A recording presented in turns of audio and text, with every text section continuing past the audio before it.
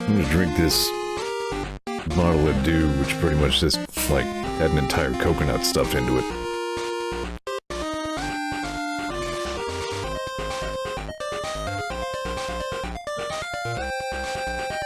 Oh, man.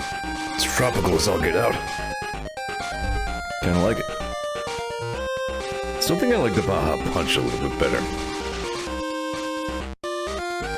Just kind of a generically pleasant flavor.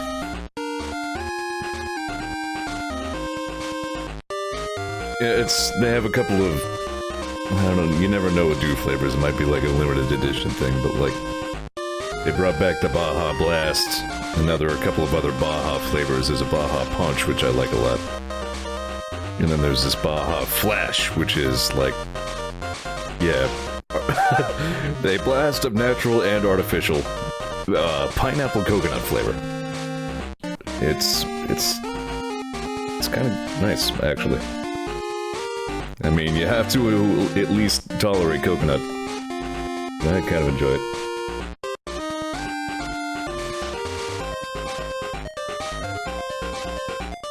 It's rather crisp as far as dew goes. Have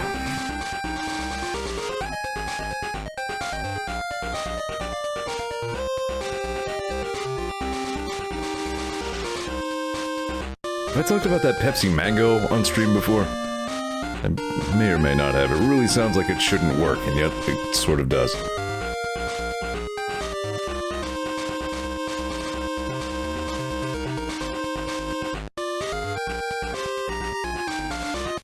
Alright, so how's this gonna end? Runtime is 5 minutes and 25. Okay, good, we get a fade out. There goes Zeor being very meta about his stream out loud to himself again. It's kind of what we do around here. Anyway, We should be finishing up A Link to the Past today. After that, well, I don't know. I rolled the dice on another component to HDMI adapter today. I could probably see about maybe returning the adapter I already got for the 64, but it's too much work. Who has the time to mail shit these days? So I'm just gonna eat it on that one and see if there's another solution that works. Really, if I'm honest, the 64, like, the PS3 HDMI copy protection thing, that is some serious bullshit, and I'm cheesed about it. There's definitely some PS3 I would like to stream. But boy, there was a lot of Nintendo 64 I would love to stream. So that's honestly the big thing for me. We don't get a heal in Sanctuary anymore. Let's go to the Mountain Cave. So where were we and what was the last thing I'd done? I've not been to... Last thing I did was the Ice Palace, okay. So Misery Mire and Turtle Rock remain. And then, of course, Ganon's Tower. Hang on a second, my controller cord's all... frumpy. Or is it? Maybe I'm the frumpy one. It's fine. Oh, pardon me. Another thing I guess I forgot to mention on stream is that I got all the RGB stuff in my computer case figured out. It's all just exploding with rainbows, except for the front, which I successfully decorated with the Neo Arcadia evil techno line motif. Zeor connected the worlds around the castle. I know, man. I know. I'm getting to it, I swear.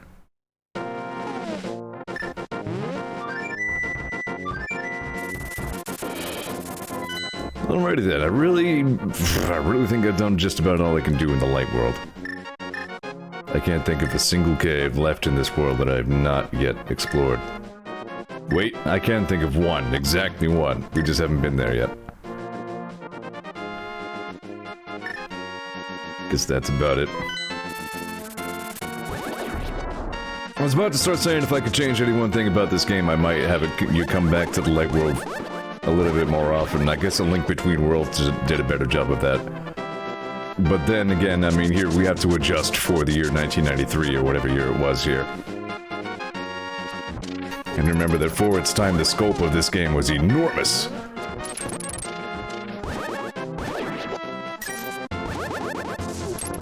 It's really just a good game. Have I mentioned that? I mean, that's the thesis statement of this entire stream. Like, the real purpose of my streaming A Link to the Past again is, hey, this game gets a lot of love for its fun randomizers, but you know, the regular-ass video game, as it was given to us, is also very, very good. Let's just find a way into the Dark World so I can run a couple mental exercises and see if there's anything else I'm missing. What did I get in the Ice Palace again? The blue mail, right, so no usable items. Which means... that's not really what I meant to do right there.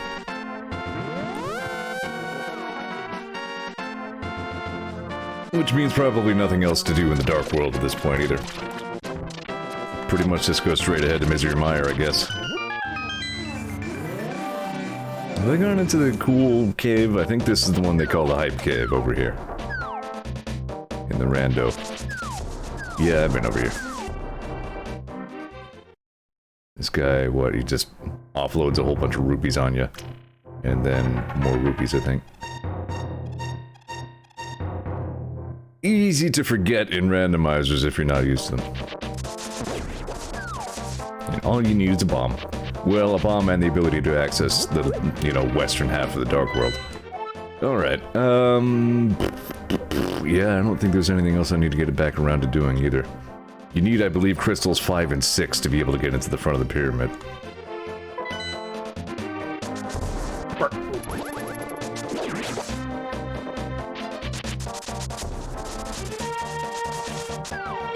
Yeah, I'm not sure. I mean, I'm likely to end up coming back to Donkey Kong Country 2 for Flashback Friday after this game. I may mix it up with something else, but I mean, I feel like I could do some DKC too. I really enjoy that game, as you know. It's kind of one of my enduring favorite Super NES games. but we'll have to see. I'll have to see if I want to try that on the Switch, or if I just want to, you know, use this here licensed Super NES Nintendo product. I don't know. As always, we're just kind of making this all up as we go. Yeah, we can't buy the big bomb yet. I'm sorry, what was that again? 100 rupees for 30 bombs. It's kind of not that bad. It's not a great price. But this is one of those Zelda games where you just plain can't get rid of rupees. Alright. I guess we'll quit screwing around and just go to Misery Mire. Games like this, and like Ocarina of Time and all that, though, man, I would spend so much time just going places and doing nothing. I think I came up here last time. There's nothing here, it's just a road that goes along the river. It's one of those kinds of places here again, where you never go if you're only playing the randomizer. Actually, let's go check out that shop over there. I believe you can buy a fireproof shield like this one in that shop.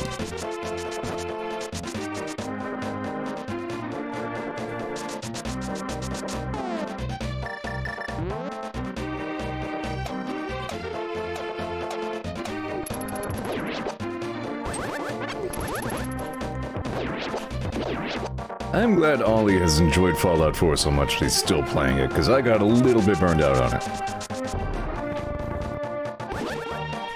Like, I did basically two playthroughs, 2 characters, in pretty quick succession. And by the time I was done with that second character, I was about ready for a little break. Not to the point where, like, I hate the game or anything, but, you know, just where I felt like it was starting to repeat itself a little bit.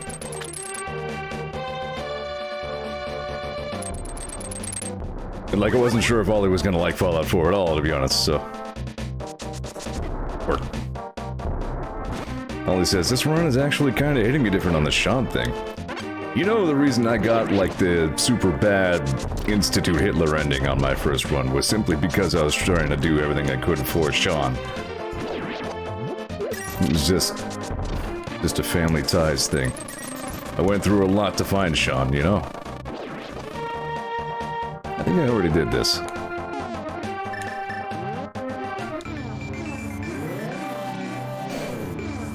Yeah.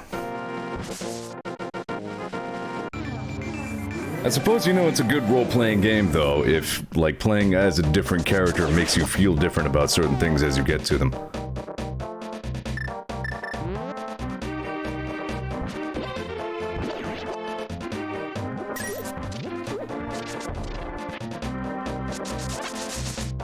Ellie says just because, like, I'm finding holotapes that show doctors referring to Sean before he was father as the DNA sample. They just refuse to refer to him as anything other than a science item, yeah.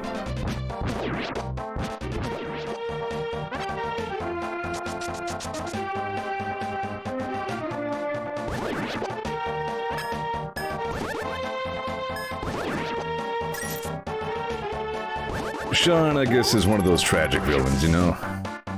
Like, you kinda don't blame him for doing what he does, but still, he's on the bad side.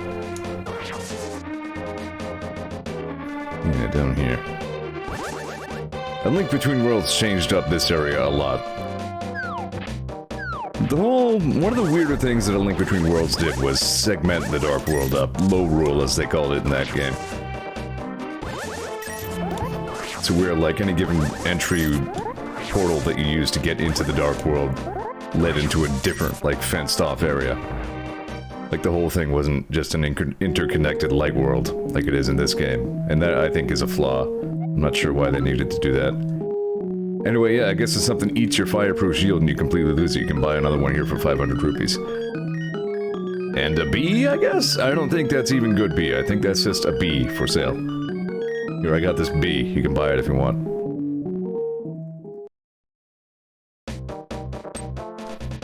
Sippy.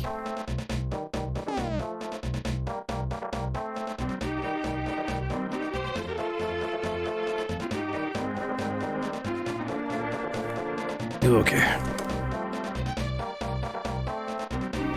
Okay.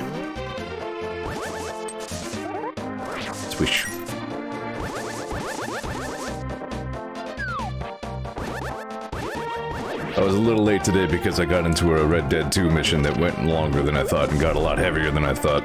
Turned out to be a pretty major story mission.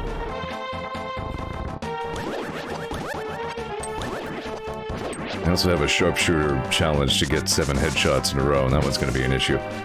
I at one point got 4, but then I had to, like a snake bit me, and I shot that, and that reset my streak. Thankfully, there's no, like, time period. It's just, as long as you're shooting things, if seven shots in a row are headshots, that counts.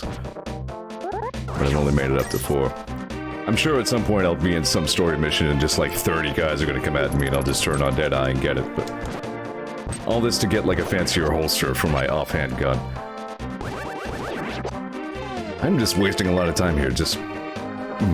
bumming around in the Dark World just for funsies. But you know what, damn it. That's what this stream is about.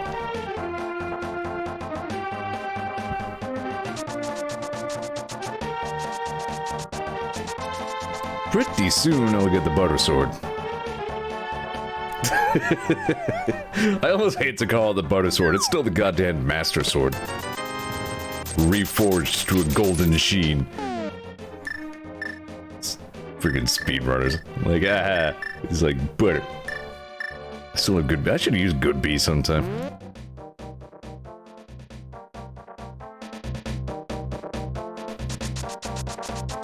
Anyway, still playing a lot of Red Dead 2. It's a very good game. Alright. Let's quit the screw off. I guess. Have I already done that? Have I done the pegs? I did the pegs.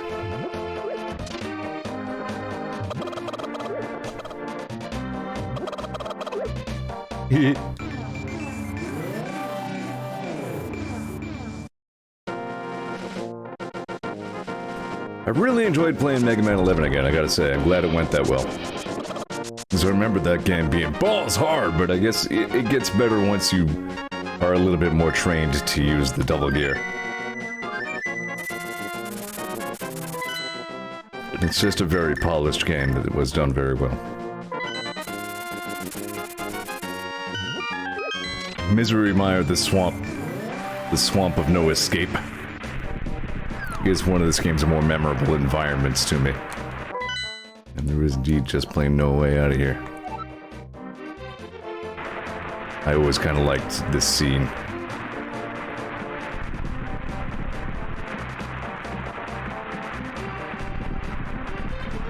Whoop, bug in face. Get out of here. Freaking buggy. What is this? Why is this? This place is weird.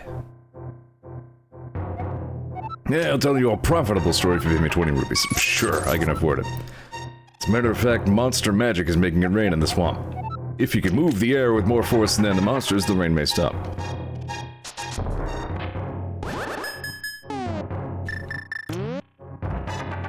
I think there's just jars in here. Yeah. Well, you know, evil jars.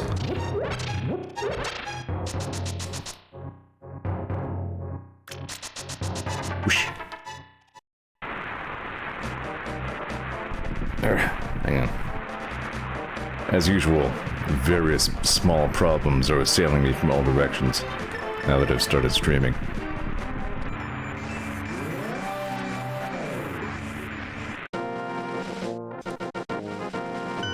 One of the more obscure hiding places for a piece of art in the entire game. Maybe the most obscure.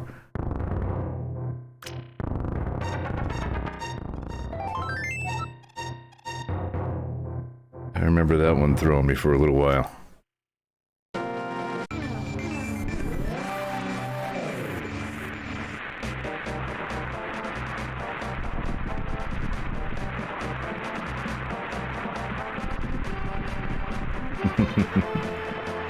Good video game. I guess that's why I still like video games so much, you know? Video games, the music I listen to, I guess I like things that make me feel stuff. It may sound cheesy, but Even if this stuff isn't always good stuff, sometimes stuff makes you sad, and that's fine too. It just... I like to feel something.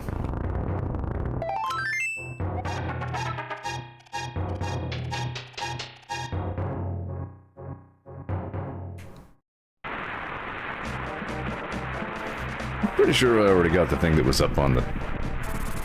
up there. There's no way I forgot to go over there. And here I am saying thing as if it wasn't a piece of art. Freaking rando habits.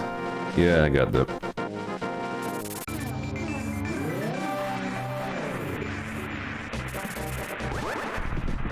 Hang on a second. There we go. My headset mic was in the downward position. It doesn't need to be.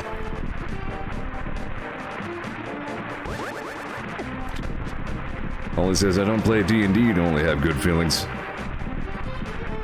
Man, I still feel a little bad that Temric got in freaking Karma's face in the last session. Like, I think he was in the right, but still. I hate that that had to happen.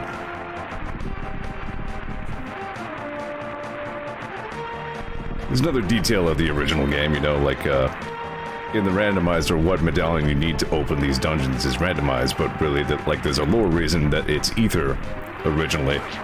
It's because it screws around with the upper atmosphere and makes the rain stop.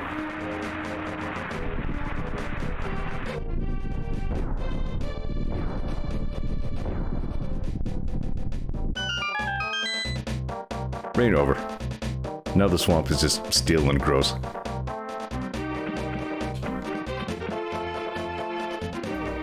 How effective is it that it just kind of made the water like tealish colored and like down-pitched this spooshy sound effect? To, like, to make the swamp like murky and gross. You know what I mean? So, like, so simple of a presentation to get the message across so well. Oh, it says everyone thought that was rad though. Oh yeah.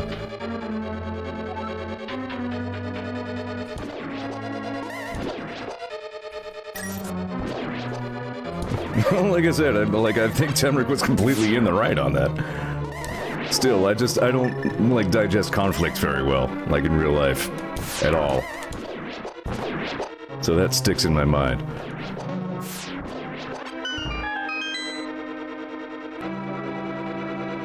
Lynn and I, though, I think are both good enough role players that we know that, like, there was nothing between us there. Like, that was strictly Temric telling Karma to fuck off.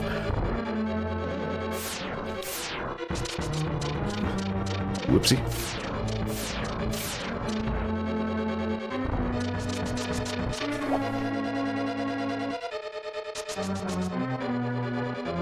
Alright,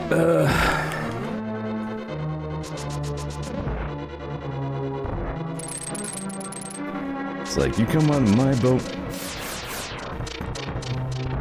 Anyway. Okay, Misery Mire actually might be more complicated outside of the rando.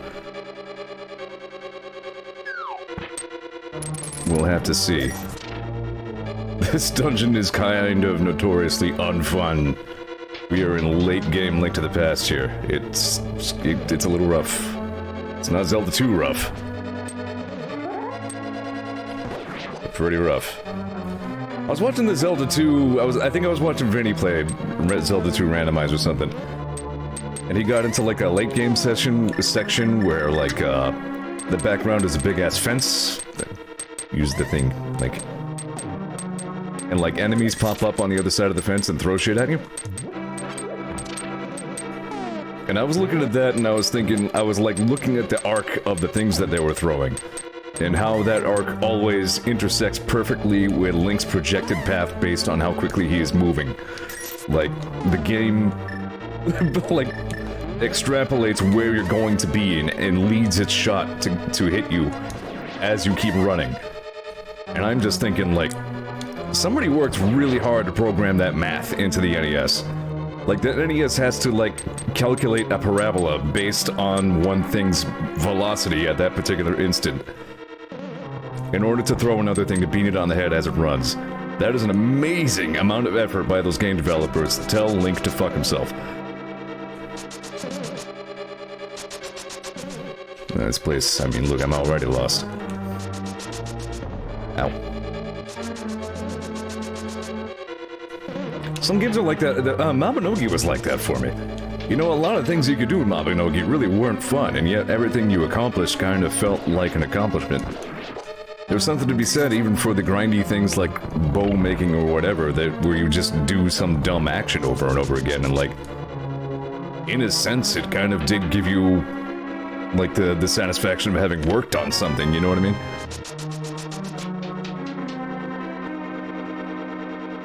It's a little paradoxical to think, like, what I want out of my video game is a sense of having done hard work, but you know what I mean?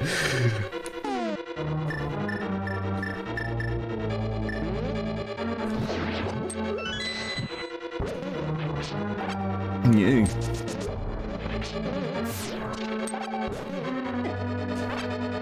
Still, I haven't in the last couple days, but I'm still chipping at how big is this ESO? If you mean install size wise, it's massive. It's like 120 gigs or some shit. That is one of the bigger problems with it. I noticed that Iris picked that up. I don't have it installed currently.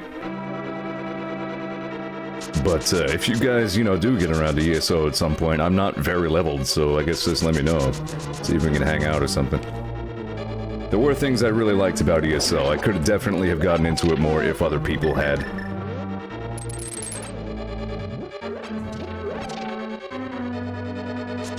It's flawed, but the things that the game did well, it did pretty well, I feel.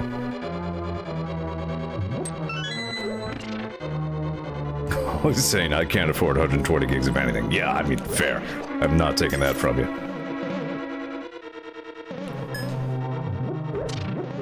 I might have to uninstall something to make room for myself, even if that's gonna be the case. Not to mention I'm like 100% invested in Red Dead 2 at this point.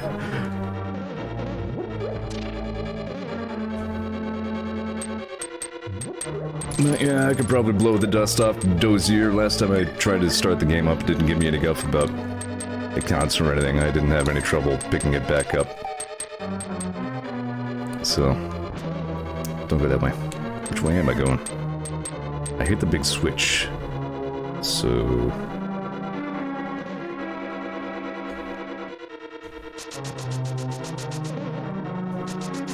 Iris played Sea of Thieves too, didn't she?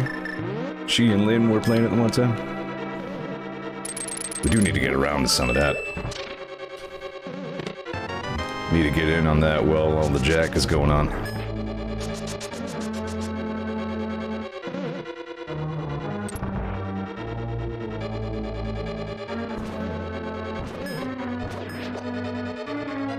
Something a little bit like extra spooky about just the floating skull.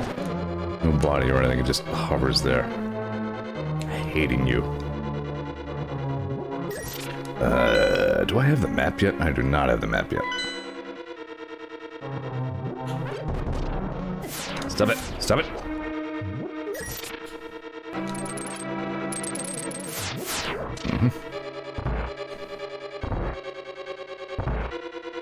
Molly says, I wish I were more interested in multiplayer games, but really, everything finds some way to just hit me with complete and utter malaise towards it. Yeah, I feel like Sea of Thieves, I don't know. I was about to say I feel like Sea of Thieves wouldn't be for you, but like, thing is, like, in many ways, it seems like it shouldn't be for me either. I play Sea of Thieves, like, strictly with a group at this point. I've tried to play that game solo, good times were not had. It is very much a have fun with your friends game. Because otherwise it's just go and get your shit ruined and lose all of your hard work simulator. That blow is at least easier to take if you're with friends. And yeah, I mean, if you're, I mean, you gotta play pirate shanties and all that stuff. So, Ollie says Sea of Thieves has done many things to repel me and nothing to grab me. Fair enough.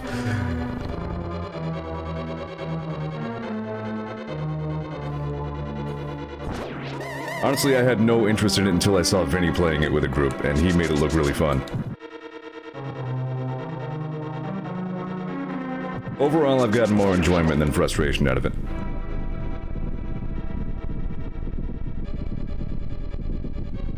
But again, that's probably because I only play with a group.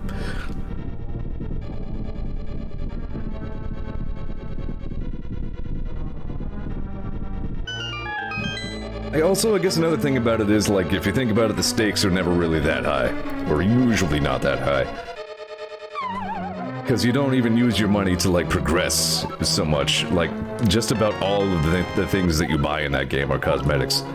So really, it's just a game about getting into some action and making yourself look awesome. And I respect that.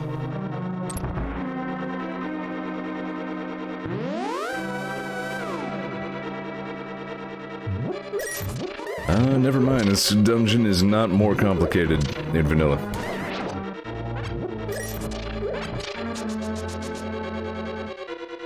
Well, it says I could respect that, but the aesthetic isn't good. We'll have to agree to disagree on that one.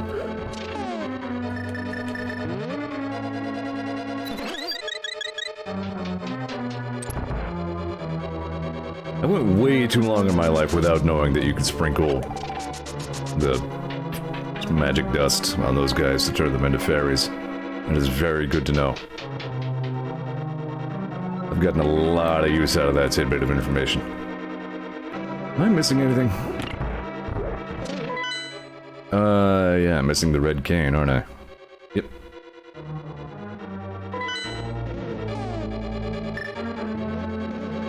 Ding. Will I... Hopefully doing that doesn't mean I have to hit that switch again, but it very well might. Yeah, especially if I went up to the first floor. Crap.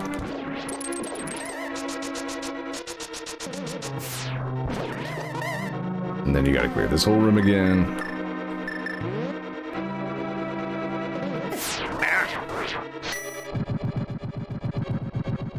Everyone explode now. Ow! I better go pick up all those rupees I can't carry. Oh yeah, the big chest is over here. Here we go. Silly Zeor, you forgot the one big thing.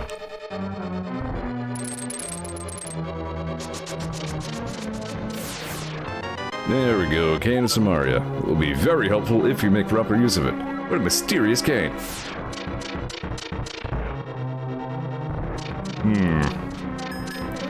Yeah, I gotta go hit a switch again.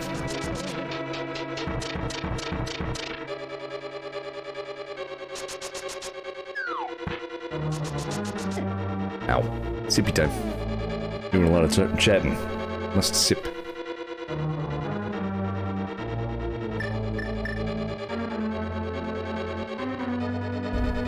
Cane of Samaria.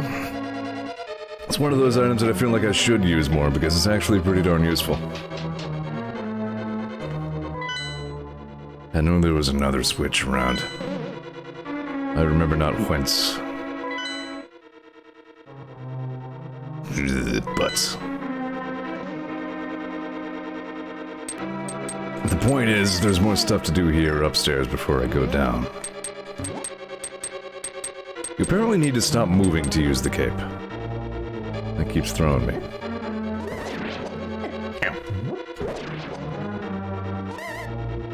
Poof. Oh, really? Nuts.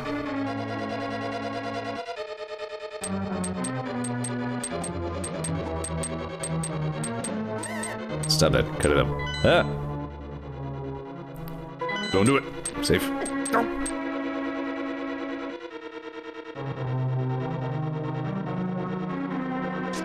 There's one down here, though, right? Right. Made that way more complicated than ow it needed to be.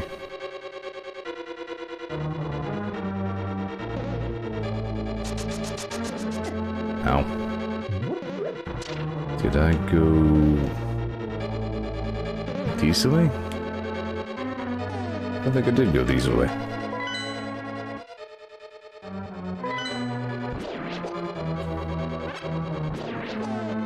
Magic sprinkle.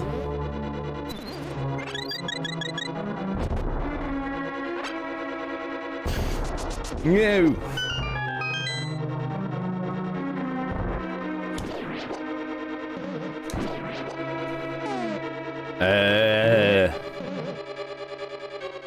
Alright. So if I come... okay, go down.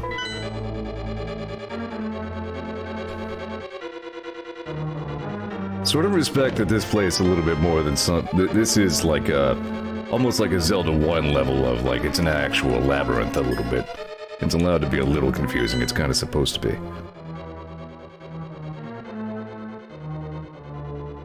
Like, how do you not solve that problem with, like, synthetic gorillas? I mean, it's just... it's hard. Life is so hard, Veritato, you have no idea. I think I did manage to talk them down last time, but I used Mentats. Oh, he says, I'm going to solve it with a tire iron. Now that's taking initiative. That's the leader the Institute needs. What am I missing? Go that way.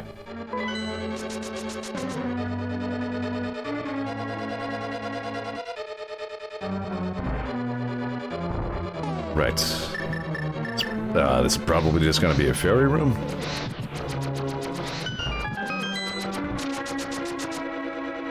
Nope, there's a thing. It's the compass, isn't it? Yeah.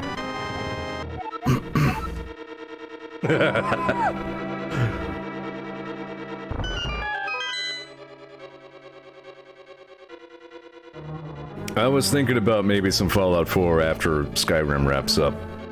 But now that I put the idea of San Andreas in my own head... yeah, okay, it's time to go downstairs.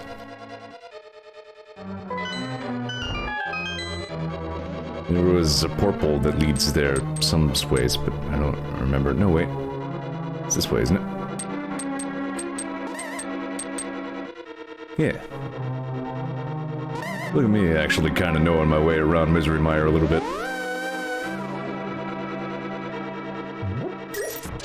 Yeah. I always like this room too.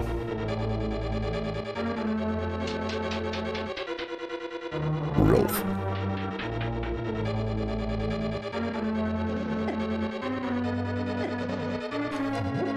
Yeah, no, I draw the line at the synths and turrets trying to keep me out with live fire. Like, no, you don't get to do that. You're going to suffer seriously for that.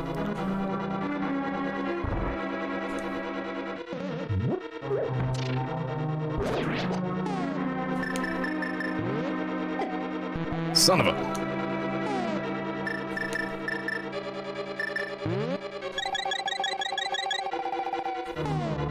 So that's how it is. Oh. I wanted to get to catch the ferry. I believe there's another room on the right, but it's just full of rupees.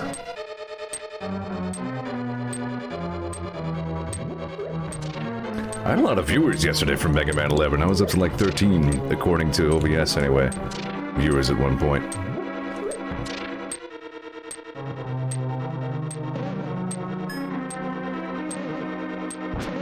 Do I need to fart around? I think I need to hit that. Arg.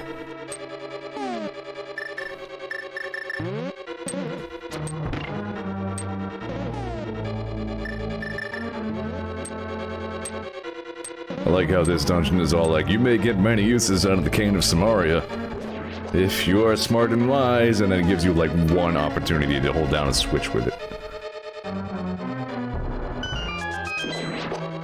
I forgot about the little spooky wall gremlins. These little blobby guys. Ooh, hang on.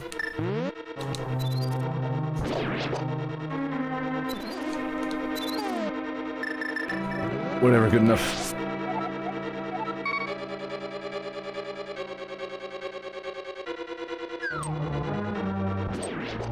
I do think I might actually keep Skyrim going for long enough that to actually do the Civil War thing for once. Like, it might drag on for a while and not be, you know, the most fun part of the game. But I've never done it before. And I think everybody who watches my Skyrim streams would rejoice at the chance to kill a prominent racist.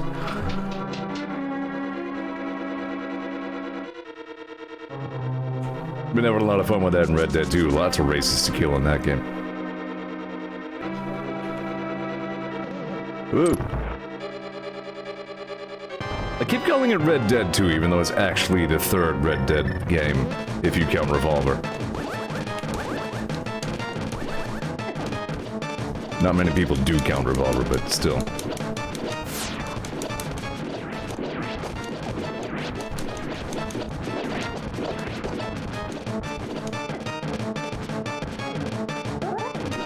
I mean, to be fair, it is the only Red Dead game with 2 actually in its name, so I think Red Dead 2 is fair.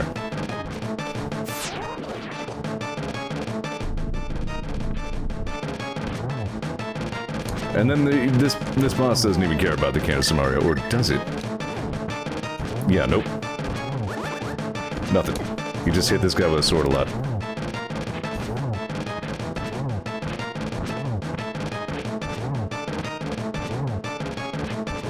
I hope I can defeat the boss. Well, he is a tough sumbitch, though.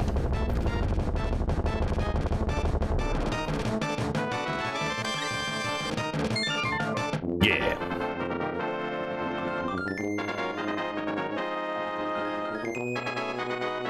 I wonder why the decision to make blue Link's like primary color in Breath of the Wild. Maybe simply because it was such a big departure from the rest of the series. It was like a completely new genre of game, almost. And they just wanted to mark the beginning of a new type of Zelda. With a new type of Link. I can escape from the clutches of the bad guys. Ganon captured us because he couldn't break the seal of the wise men with his power alone. And then, using the wizard Aghanim as his pawn, he drew us into the Dark World. After cracking the seal with our powers, he sealed us inside of these crystals.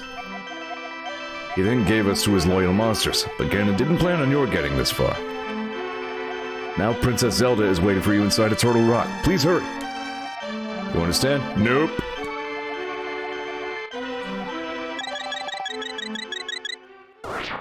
Heh. Never gets old. So, I'm missing a grand total of... ... 2 pieces of heart. Instantly I remember where one of them is. What about the, and I remember where the other one is. Alright. They are both on Death Mountain. One is in the Dark World, the other you go through the Dark World to get to it. More like Dork World. This music composition, this tune is so fucking good though. Have you ever stop and just listen to this?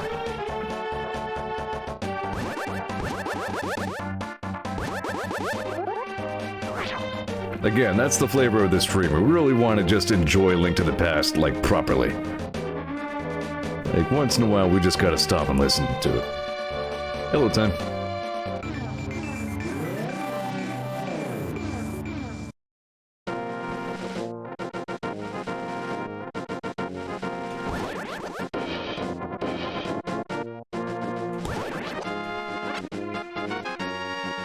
I had to just, I don't know, look through my miscellaneous music folder and see what sort of royalty-free MP3s I could dig up for a San Andreas custom radio station. Now, what I could do, if I wanted to spend a little bit of effort, is record some of my own, like, radio bumps to also toss in there. Turn the custom radio station of the game into like an actual, like, custom pirate radio station with strangely anachronistic music from the future.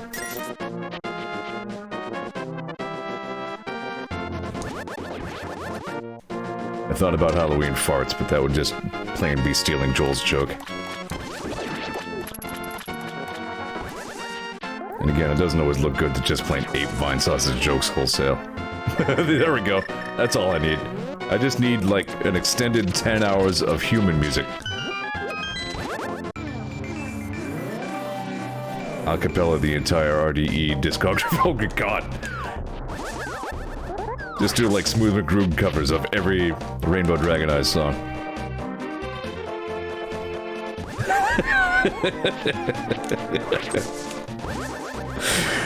That's a terrifying thought. I feel like you need like a 8-year degree in music studies to even dissect his songs that well. I exaggerate, but still. Point is, that would be nuts. 100 rupees. I also have a new super bomb in stock for only 100 rupees. Alright, now. Okay. I see what you're doing here. So you set 100 rupees for 30 bombs. And then 100 rupees for the one really big bomb, it seems like. Nah, I don't really know what you're doing. This is stupid. This is so stupid.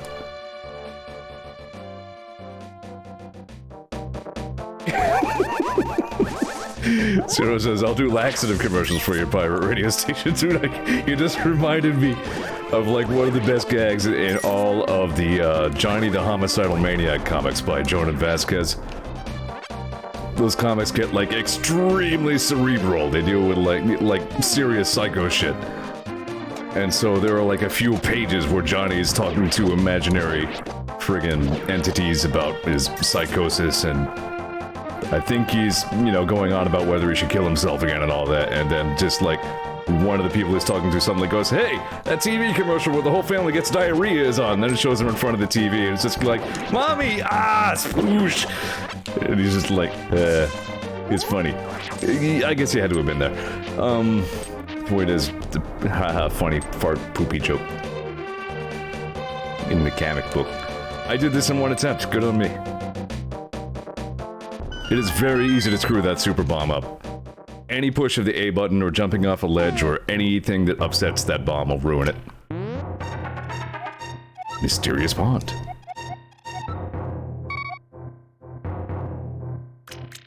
Throw something worthless in, like this piece of shit Master Sword. Get out of here, that thing's dumb. I totally forgot she looked like that. Yeah, I dropped the Master Sword, my bad. I like an honest person. I'll give you something better than the Master Sword. There we go. Your sword is stronger. You feel its power throbbing in your head. Gross. Butter sword.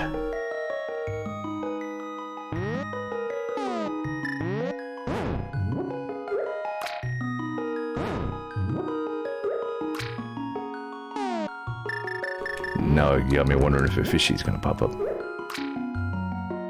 No fishies in the mysterious pond? Nope.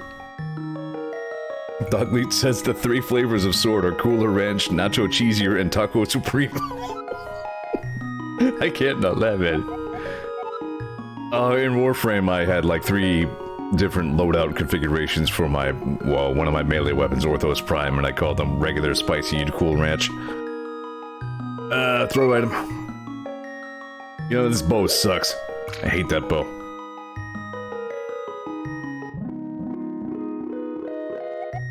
Yeah. You're an honest person. I like you. I will give you something important. These are the silver arrows. To give Ganon his last moment, you definitely need them. I know I don't quite have the figure of a fairy. Ganon's cruel power is to blame. You must defeat Ganon. Go kill Ganon because I'm fat and gross.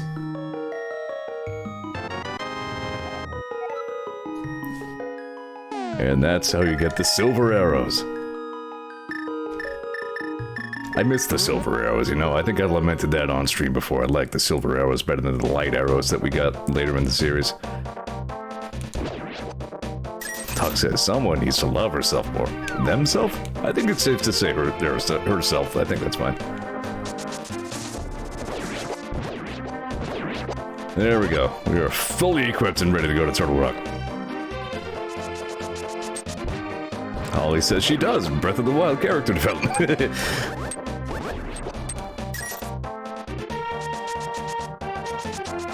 Not sure how much I should comment on that. I'll just say, like, I don't have any problem with what's going on there. That's all I'll say. Where's your blue cane? I haven't been up to Death Mountain much. I'll get that on the way up.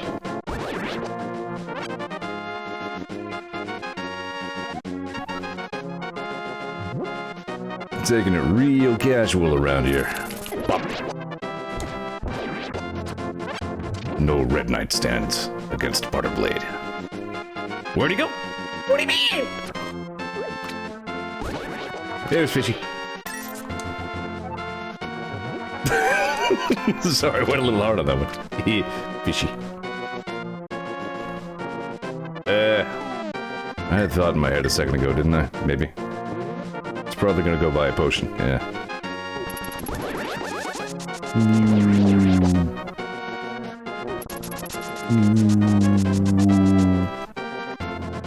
I always did like the blue look on Link.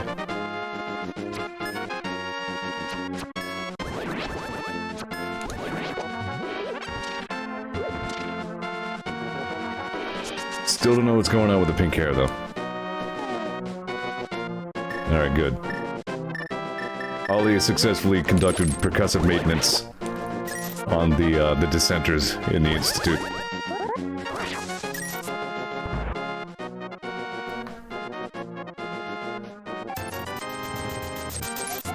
Blue.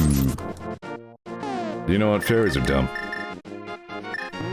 No, you know, let me try that again. It is not nice to keep the fairy in the bottle. There we go. That's the right angle to take on that one. Here, I almost forgot about Bird, and I thought about taking the long way up the mountain.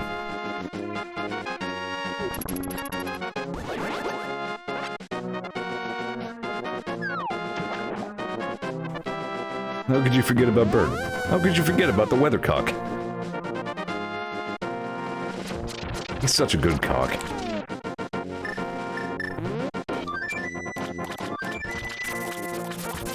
Bye.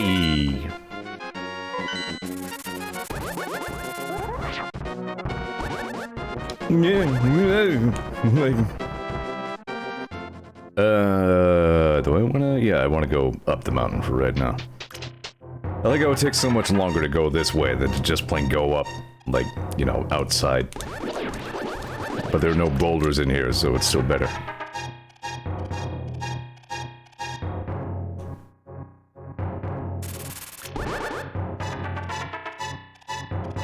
Big Steam sale is up. There's like, you get like 10% off RimWorld. Comes out to like $3.50. Like, golly.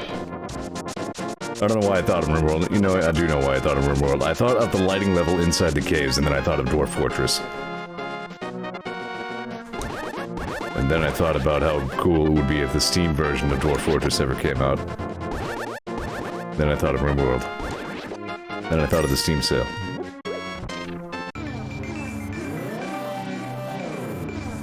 Then I thought of one bourbon, and one scotch, and one beer.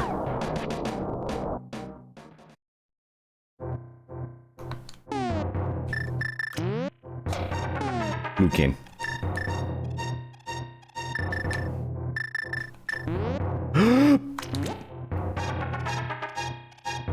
I think this is where Blue Cane is.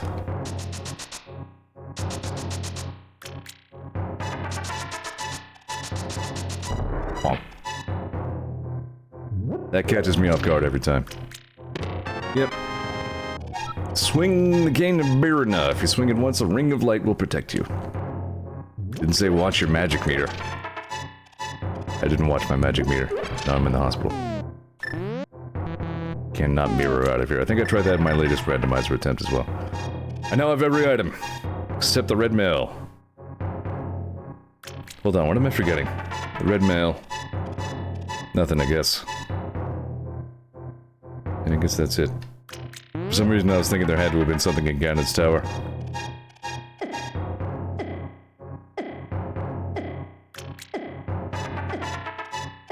Ow. Pointy.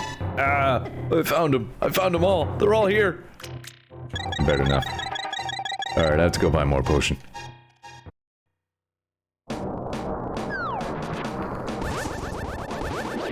Get out of here.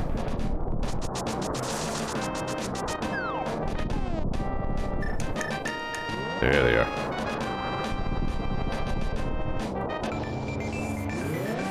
God, the atmosphere of Death Mountain 2 is... damn. It's so good.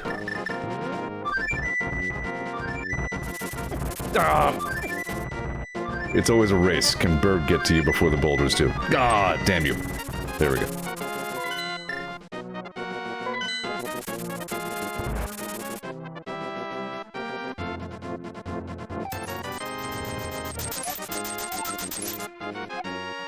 I like that you get the little, like, ding sound effect when you pick up the potion, just like the like, bottle being handled sound.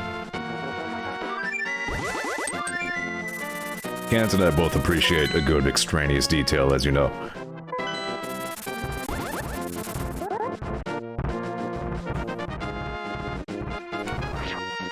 Ow.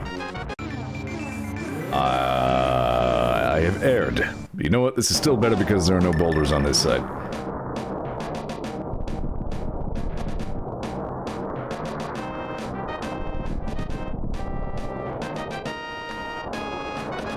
I hope.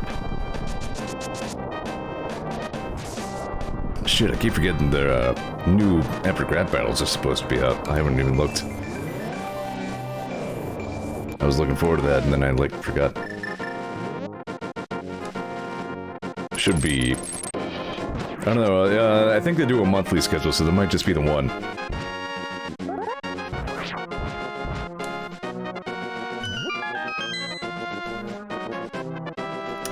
Is there anything else I need to do on this side of the...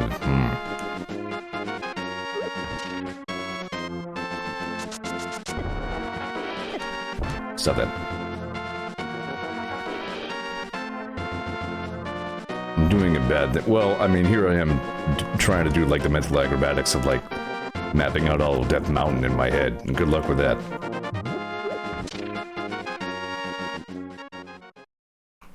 This is all important shit in the randomizer, that's for sure. There's all manners of crud in and around here.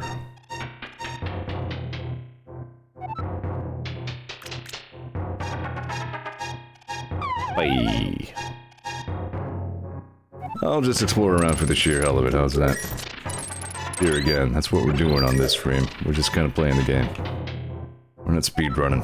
We're not randomizing. We're just Zelda in. Ooh.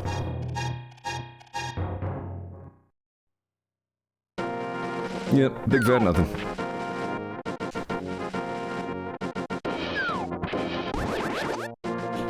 So, one of these... Is one of these a shop? Does one of these lead to a shop? There's fairies here. I think in the Dark World one of these is a big fairy fountain.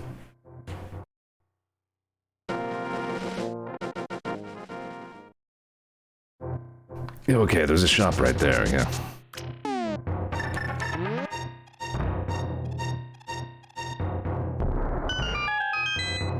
Nope, there's a shop right here. I knew there was one around somewheres.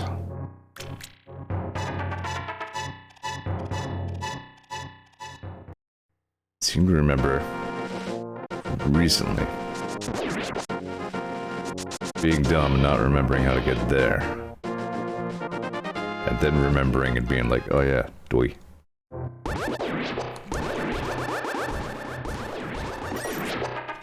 Your stupid sword beam never does upgrade. Even the golden sword still does regular one-hit damage with the dang old sword beam. It's a good thing it looks and sounds so neat.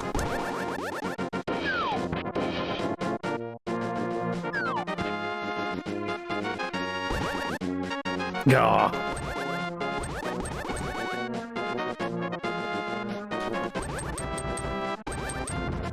Oh, you gotta be kidding me.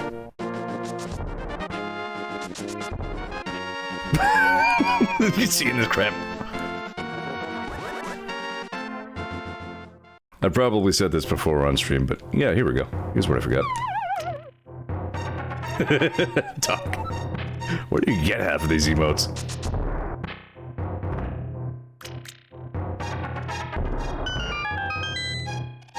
I'm sure I've said it on stream before, but I think my ideal epic rap battle of history, I think the one I most want them to do, and I submitted this to them via their website, but you know, who knows, who sees that, is Tony Montana versus Tommy Vercetti. Like, I can already see them both in the roles. Like, they would make such a good Tommy and Scarface. And go ahead and tell me Nice Peter doesn't want to be Scarface. You know? I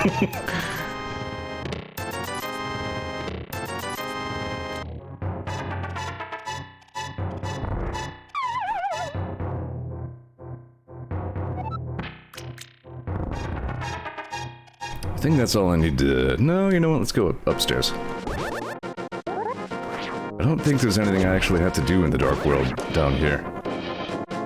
There are a couple more chests.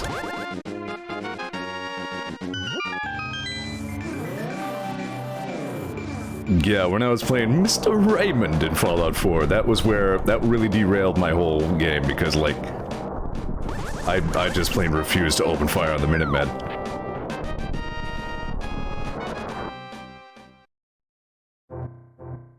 All they're saying it's not my fault that shit soldiers can't follow their leader's orders. I mean, that's fair.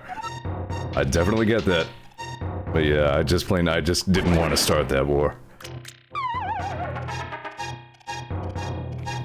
Zero says mine's a deep cut, but I want to see Harry Stamper versus Virgil Boatman. Yeah, I remember that coming up. That would be a good one.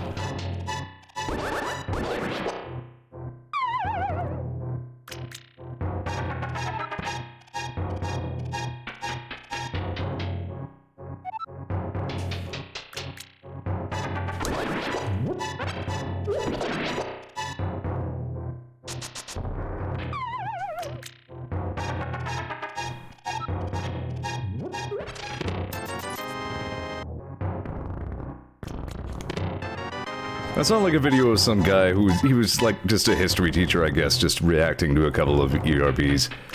Like he reacted to the, what was it? Friggin' the Russian guys. I don't remember how that started. I think it started as Rasputin versus someone. But then like all the different like Russian presidents came in, like Gorbachev came in and then Putin. He was reacting with that one. It was kind of interesting. Dude didn't really have much in the way of like broadcast skills or anything, so like wasn't video of the year. But it was still kind of cool to watch a history teacher like recognize everything that was being said. Like, aha, glad they worked that in. Yeah, that makes sense. You know, stuff like that. On the occasion that these guys do like actual, you know, historical rap battles, they do their research.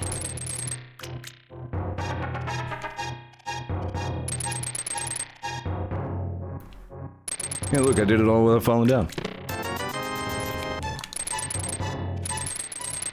And... yep.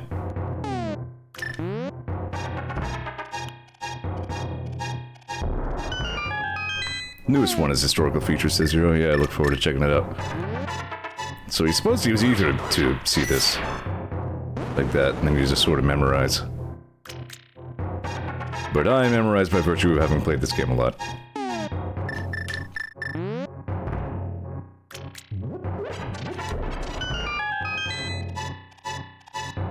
Barry.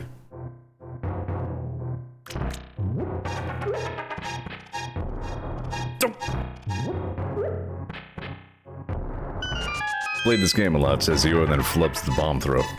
This, I think, is a shop as well. Nope, fairies. Just the one shop up here, I guess. Extraordinarily, I mean, you know, location, location, location, as they say, like, very bad placement.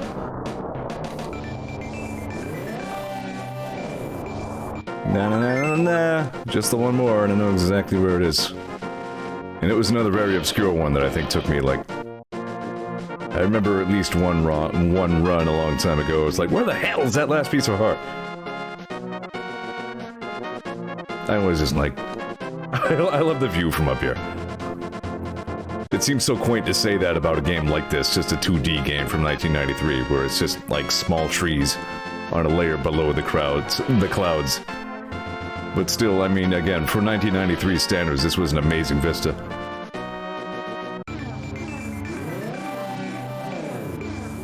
And it's still, again, in the same way the swamp used such simple visual and sound design to convey, you know, the gross, murky swamp.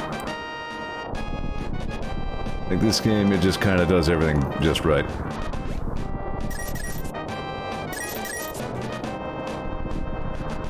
With the flashing lightning in the clouds, I mean, come on.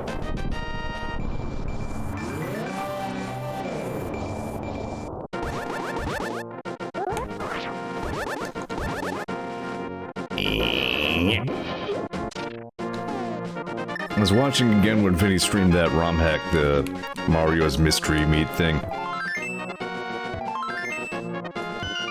And it's like all Vinesauce memes and inside jokes and shit, but like some of the visual and sound design of that was also incredible. It was a technically astonishing ROM hack, but also it just plain looked and sounded really fucking good in some places. I'm tempted to look that up and play it just for funsies.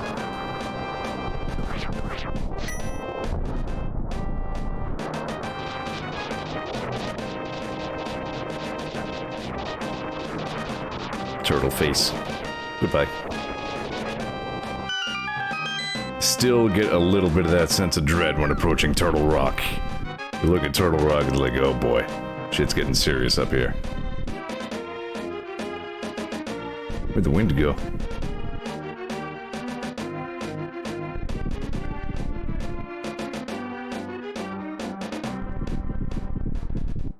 I love this game.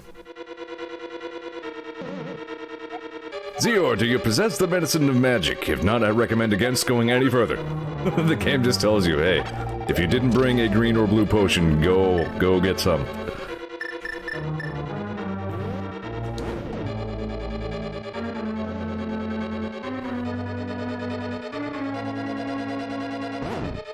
I don't believe there's anything here.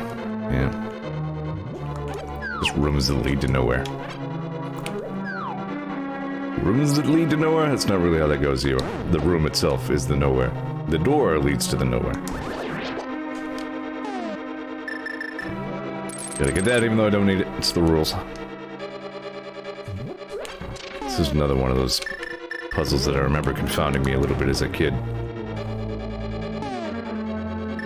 This kid's just dumb.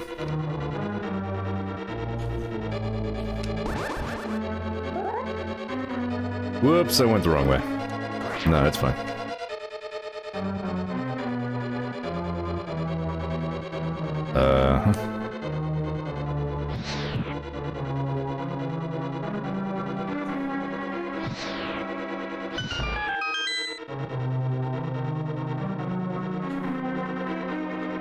Doc says, can a room be in nowhere? It is a place. I suppose it depends on exactly depends on exactly how we're defining nowhere. Like, in what sense do we mean that?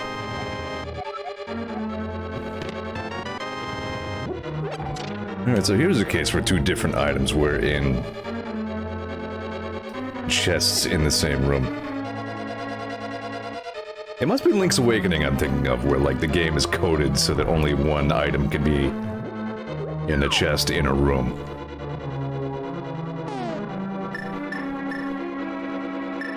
But then I think this game did that with Blind Hideout, the basement. I don't know, video games are weird. I'm actually pretty sure if I go this way I'm going into a dead end. Yeah, I think this doesn't actually lead to anything, but I'm gonna do it anyway.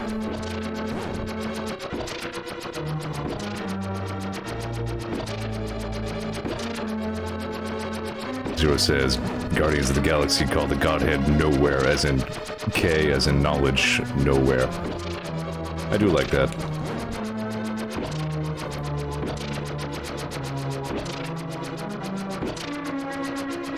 Those are good flicks.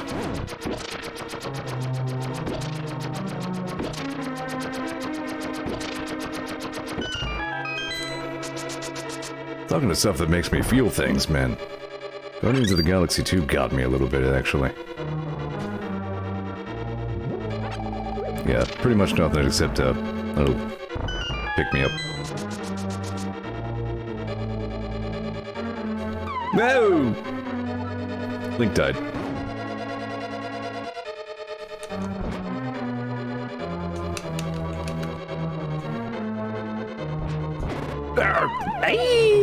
Link died again.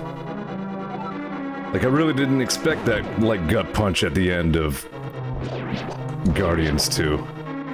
But yeah, it got me. I guess I love a good redemption arc, you know?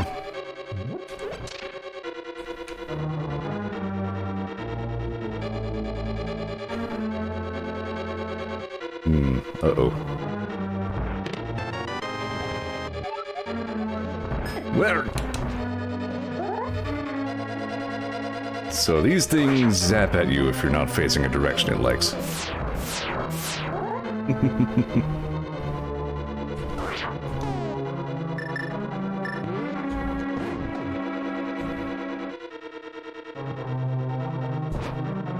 Really, Guardians of the Galaxy 2 had everything that a perfect movie needs. It had action, it had Stallone, it had a redemption arc, it had Hasselhoff. There you go. The perfect film, by any metric.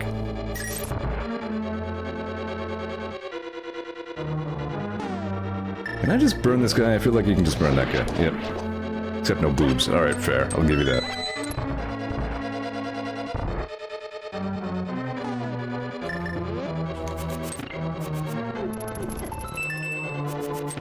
Here again, through sheer familiarity, it's like, it's impossible for me to not just jump straight to that block. By the way, those guys hurt Ow, like hell! Ow! Alright, leave the chain chomps alone.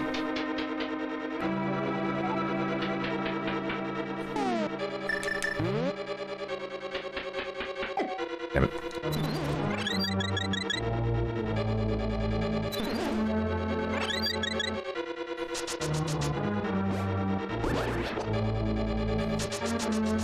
I do hope Sean Baby remasters a few more of his articles for his, for 1-900 Hot Dog, because some of his older cracked articles were just wonderful.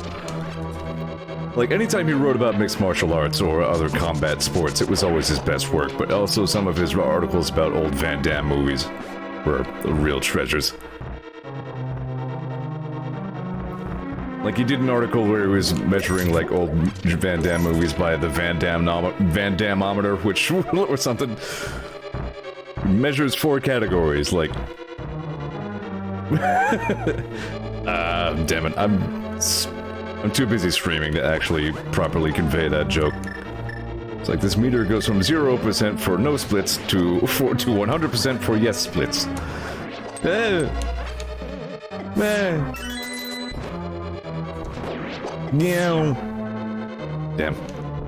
That's what I should do for some stream. Just do some, like, Sean Baby readings.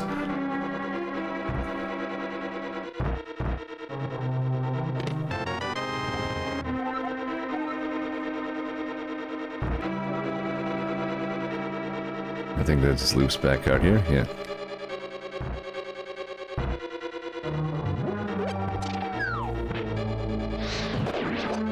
Word!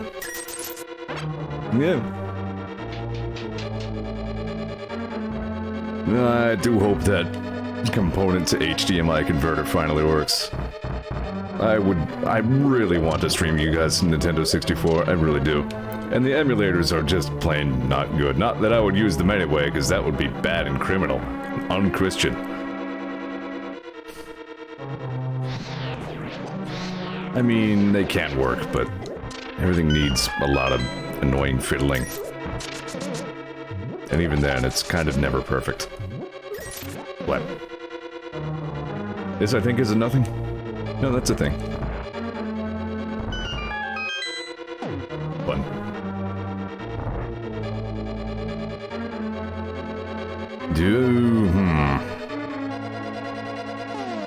So I was doing a little mental math to figure out if I'm supposed to have the mirror shield yet or not. We left Turtle Rock. We won. But wait, what if a different thing something? This is one of the sneakiest hidden things in the whole game. I love it.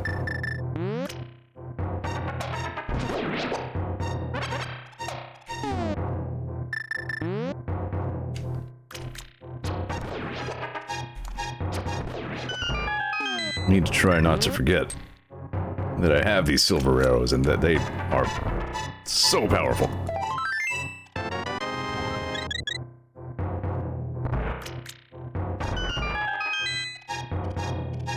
Oh!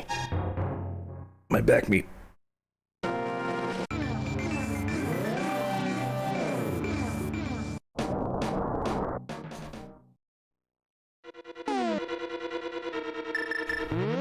Oh yeah, that was the other thing that I don't have. Mirror shield. That's what's in Turtle Rock, right? The red mail is in Ganon's Tower. Okay. Silly me. You get this big-ass shield. Still doesn't work against the freaking Beamos things. Rip off. Is it just me, or is Turtle Rock a lot easier than Misery Mire? What am I forgetting? Seemingly nothing.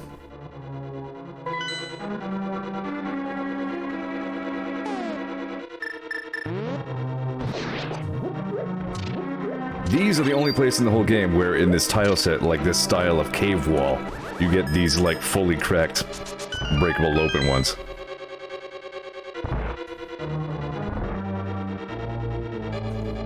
I just feel like I'm having a much easier time navigating Turtle Rock than Misery Mire. Maybe that's just me.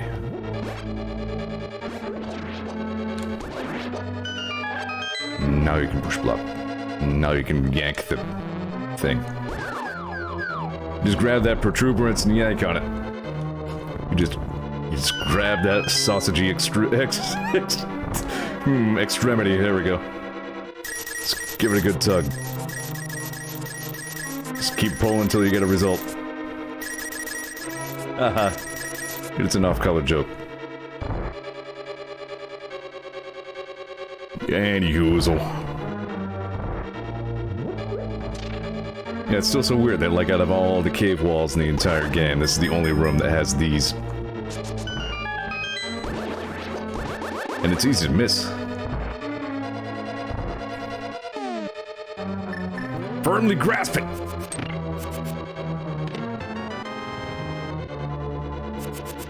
Yay!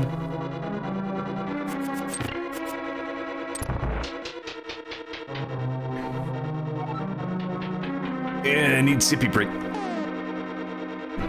Because I'm talking the same words.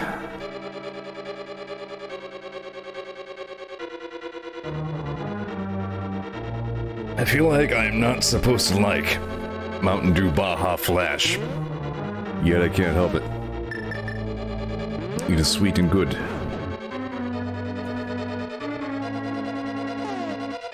I'm gonna teach you like an actual, like, Games Done Quick trick. Here we go. There we go.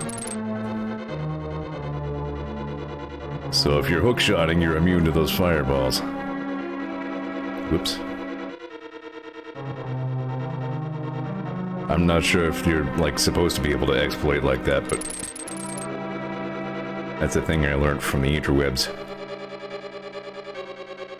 Where am I going?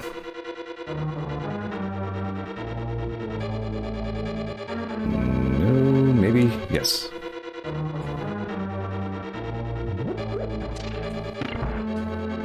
Yeah, I always feel like it's like a little bit exploited to do that. Like again, I'm not sure if you're like supposed to be able to, but it works.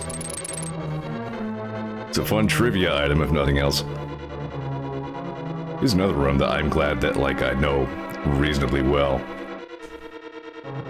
It's one of several rooms in this game that I kind of make easy simply by familiarity.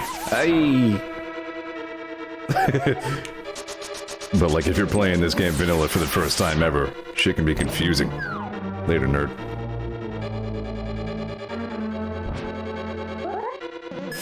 This also was satisfying to figure out for the first time.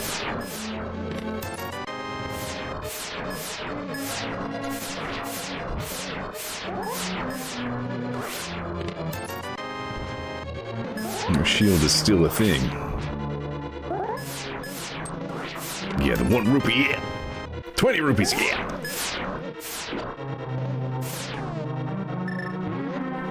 Murder.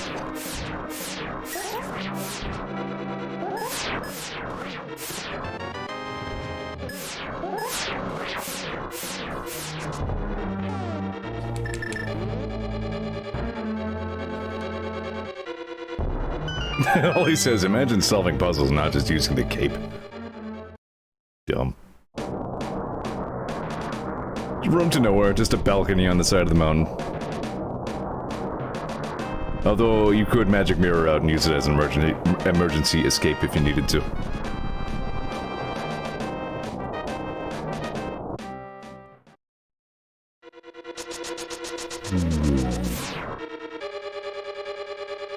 Not enough, not a lot of dungeons to just give you another out like that.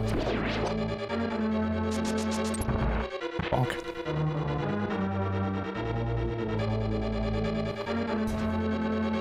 There's a room in the Shadow Temple in Ocarina.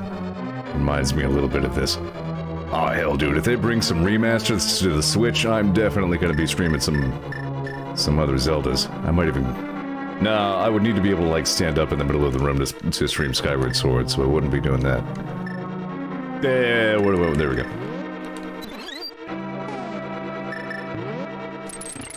Skyward Sword we know is confirmed. Some supposedly reputable leaker or someone said that there will be Wind Waker and Twilight Princess remasters coming to the Switch as well. So I'm hoping that's true.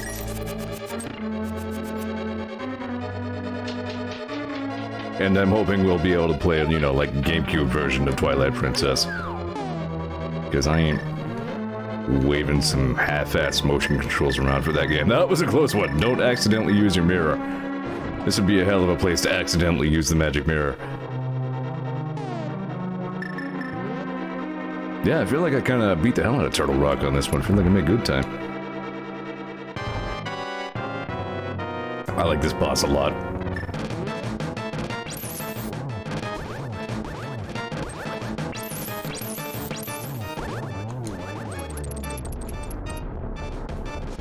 You.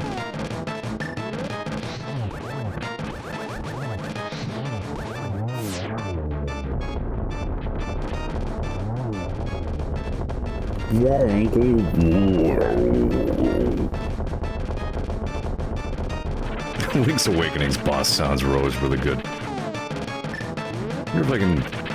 Ow. So, you gotta really dodge the ice here. Whoop. Ow. Nah, screw it. I know it's not gonna work anyway. Let's hit him with a sword. Slices evil with his blade of evil's bane.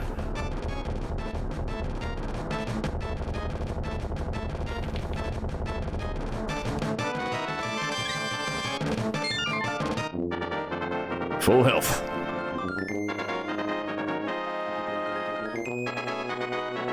$20 heart.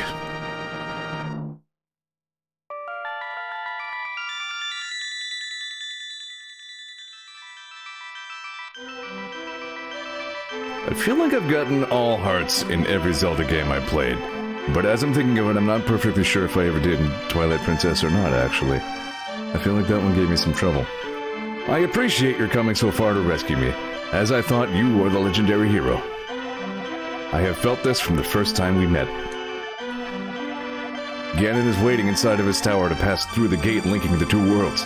Once Ganon enters the light world, it is unlikely that anyone can stop him. But if he stays in the closed space of this world, you can find him wherever he runs.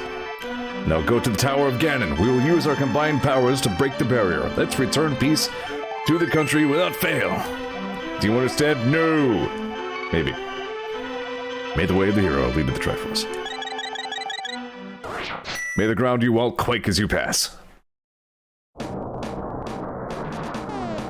Good video game. More sip. I was talking about this a little bit in the stream intro there, but these new Baja flavors from Mountain Dew sure are something. Baja Punch I find just plain pleasant. It's actually rather not bad. Baja Flash is a little intense. I kind of like it.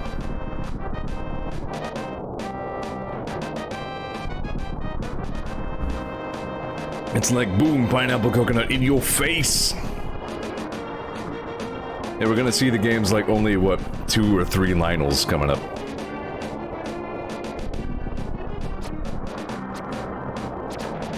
If I'm honest with you, I think Lionels are kind of awesome.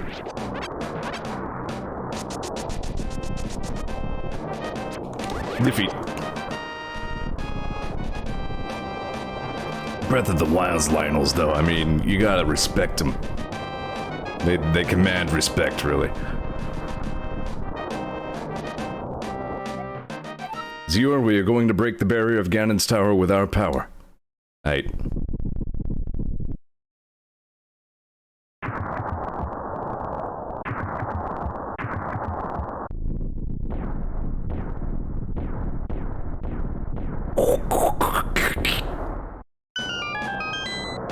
Alright, I'm gonna go this way.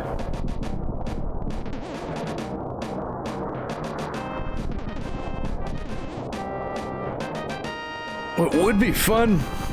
Here's a user director's note for this game that came out 25 years ago. If you could make the Skullwoods trees look a little more skull-like, and then it would be extra spooky from up here.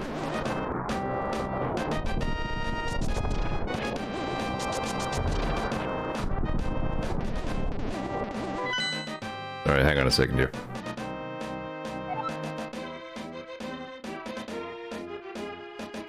Dr. Wily's in there!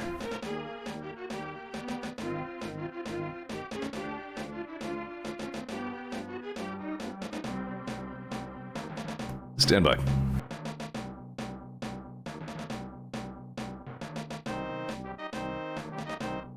Let's do this a mini BRB.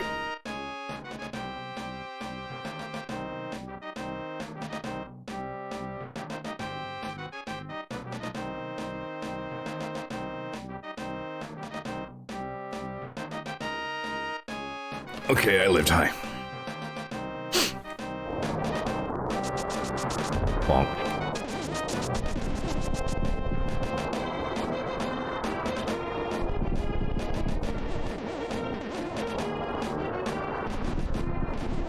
I just love the Dark World music. This theme so damn much.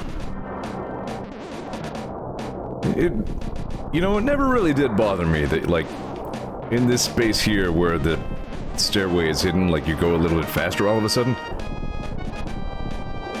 I just assumed that maybe there was just, like, a little landing right there, just conveniently out of our view. It was just, like, a little flat spot.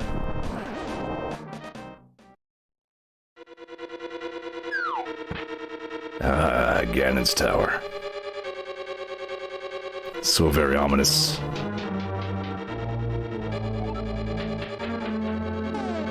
It's like late I mean, it's great that this late in the game they give you a new tile set to look at just for this last dungeon, just to make sure it's properly ominous. Get out of here. Get out of here.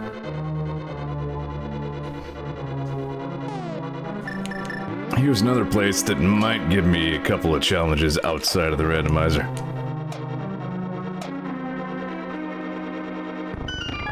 And that massive Super Metroid and Link to the Past randomizer I did, it took me like 4 days to finish. Pardon me, I came down here and found the big key like instantly. Like the first chest I checked had the big key. So I was just like, alright, I'm going upstairs, screw all this. I like skipped the entire Ganon's tower. Speaking of screw this.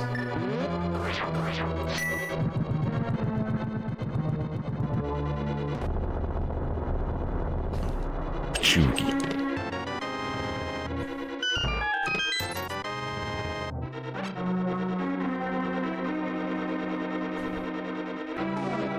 Yeah. Bye. Cause of death, bad hookshot.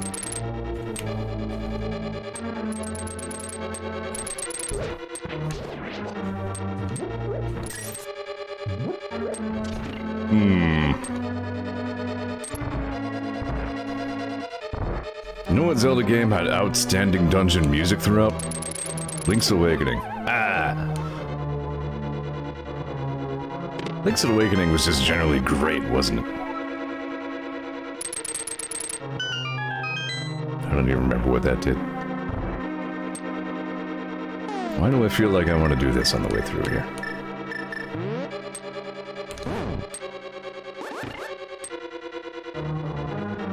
Because that's why, because I did want to do that. Good remember, Z. Those things hate swords so much! Ah! Noisy.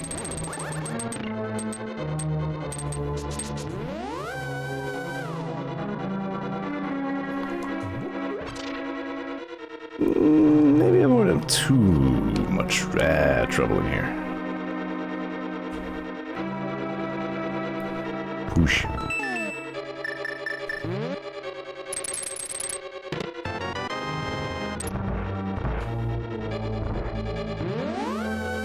feel like this is the last time we really got, like, any Zelda 1 style dungeons like this. Like, there was Link Between Worlds. That sort of did its own thing. I don't know, you know, I didn't play, like, come to think of it, I didn't play any handheld Zeldas after Link's Awakening. Like the Oracle games, I never played those, never played Minish Cap.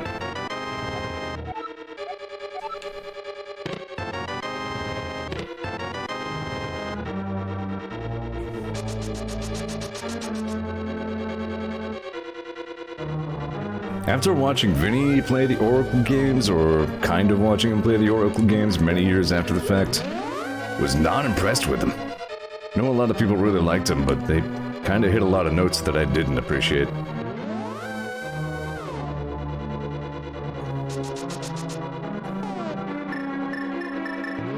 I try not to give them too much shit because, I mean, in their own way, they still seemed fine. Like, still had, you know, the right gameplay and all that, and a lot of people really liked them. I felt they leaned a little bit too heavily on familiar imagery. Like, one of the things I liked about Link's Awakening so much is that it went out of it did so much weird shit that no other game in the series had done before or since, you know what I mean? Like, it had a very quirky and unique personality. Whereas I felt like the Oracle games were just going way too far out of the way to say, hey, remember all this stuff from the other video games?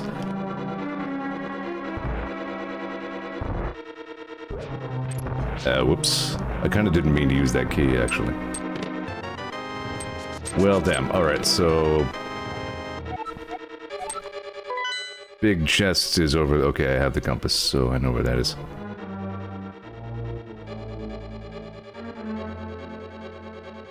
I like how the, you even get, like, a little bit of a mountaintop, like, sculpt.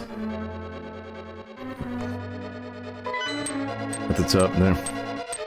Ollie says, yeah, sure, the Oracle games are the ones guilty of that. Well, I'm not saying they're the only offenders of that, that's for sure. Like, really, Nintendo, by and large, got worse about that in general.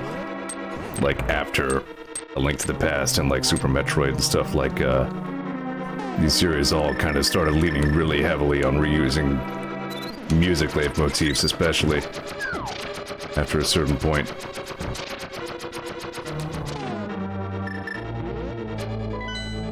Oops. No, I did want my map. What am I doing? Alright, I really think I've done just about all I can do on the left side. So what am I missing? I feel like I should have a key.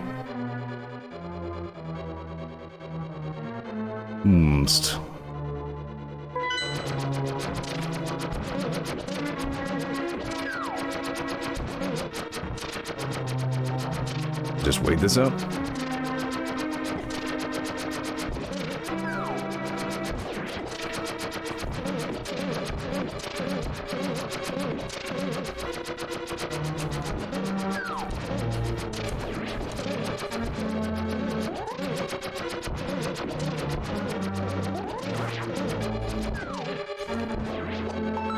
Yep.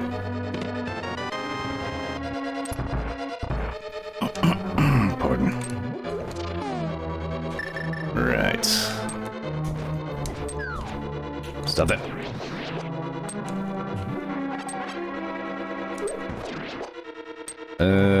Do I want to go up? No.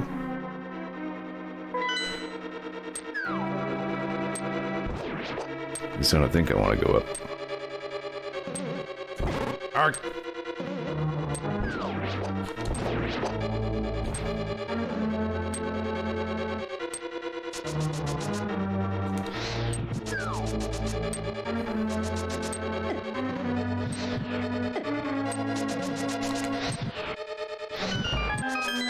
Nice.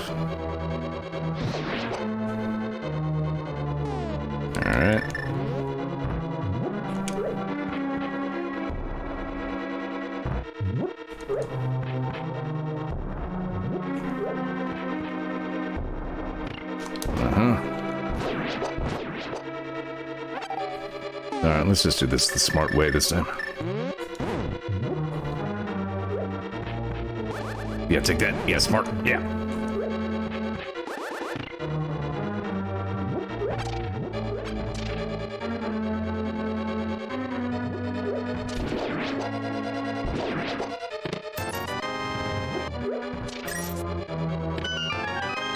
My point is, I liked Link's Awakening a lot. Yeah, and in my jaded, old, crusty, cynical, doesn't like anything anymore old man senses, the Oracle games didn't quite live up to the lofty expectations I had.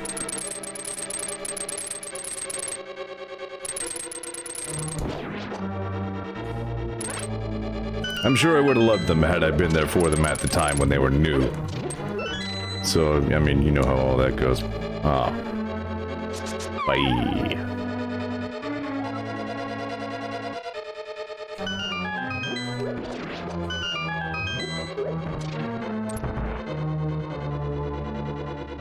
Yep. Smart.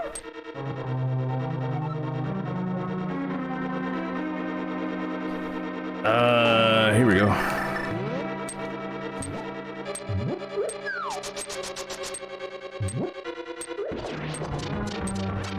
Ollie says, inversely, I played the Oracle games when I was a kid and got to Awakening late and find Awakening really hard to get into, so you have a point there. Yeah. I mean, yeah, we've kind of been over this whole song and dance several times on stream before. Like, a lot of it really does matter.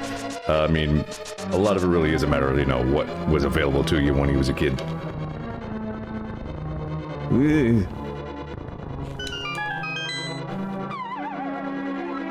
Like, I often don't really like to say that a game is terrible. Like, if I don't like a game, I don't always assume it's because the game is bad. Like I said, it's not like I hate the Oracle games. They didn't really draw me in at this point in my life.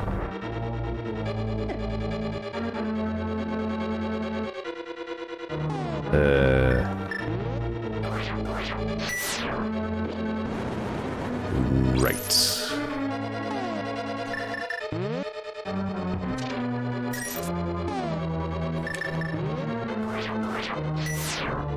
Alright.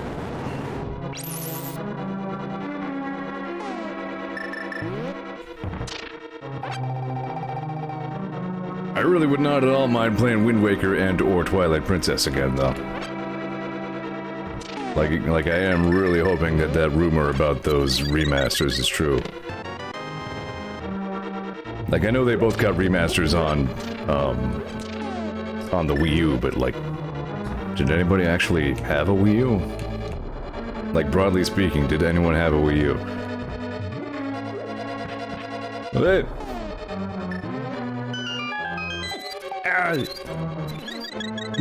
Become famous!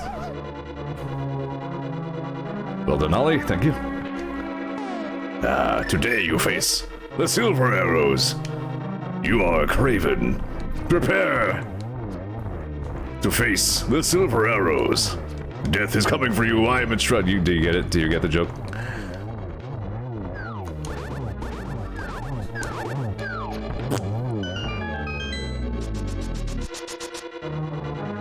Ollie says, my cousin had a Wii U, even they didn't play it.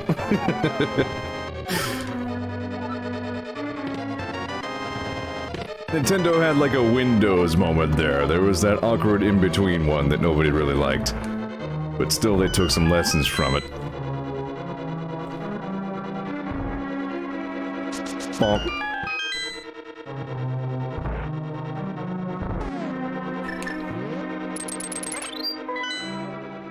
I love how much Fallout protagonist male voice, how much fun he has with the Silver Shroud bit.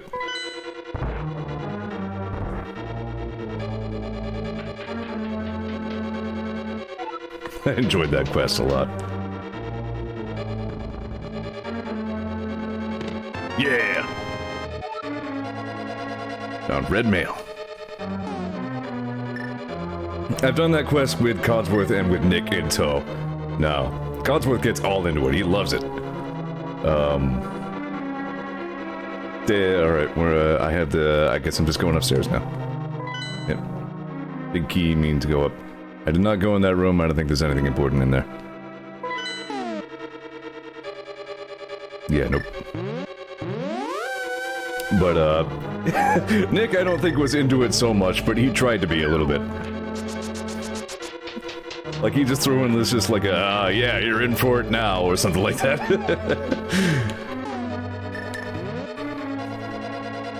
I love Nick. Yeah. Well, F4 was a good game.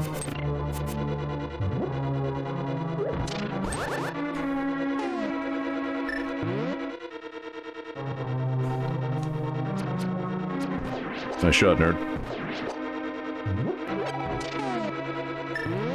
Yep. There we go. Where? Corvus. Smegus. There we go.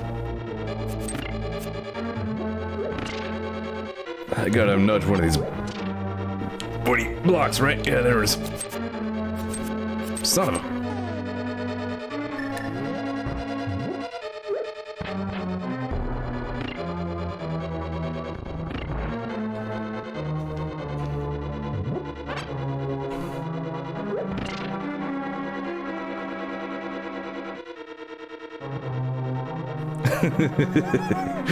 Ollie goes, you know what's not a good game? That Link to the Past has no redeeming qualities. I can't imagine a thing. No, actually, I'm talking about Bubsy. Any Bubsy. Fair. I cannot refute. Really? Stop this. There we go. So here's an interesting room where, like, Ollie and I had very different ideas of what to do with this statue. So, like, I always just pushed it down there to, like, block the movement of those spiky guys. A movement that never really occurred to me until Ollie mentioned it was that you can just use it to manipulate these guys. Without moving yourself around too much.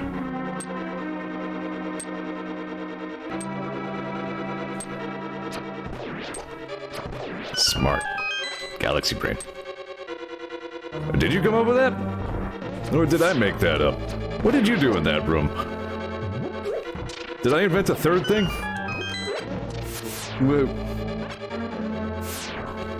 Only says I don't remember that being a thing. Alright, so I made that up. Ollie says I pushed the statue. Arrgh, the noise. I can hear Cans complaining from here. He's not even in the stream. He'll never watch this, and it still can hear him complaining about that noise. Ow.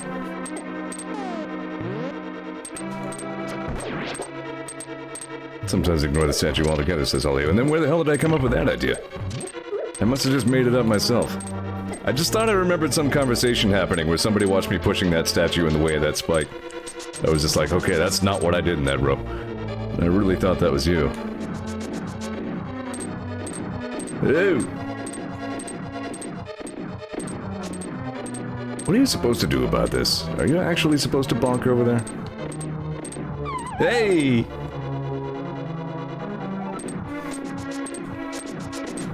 Ah, I'm leaving.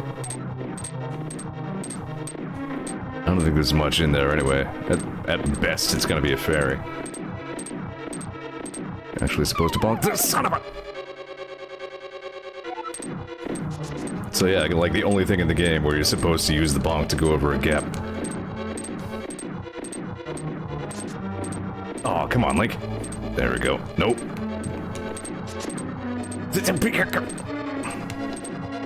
Ah, there we go.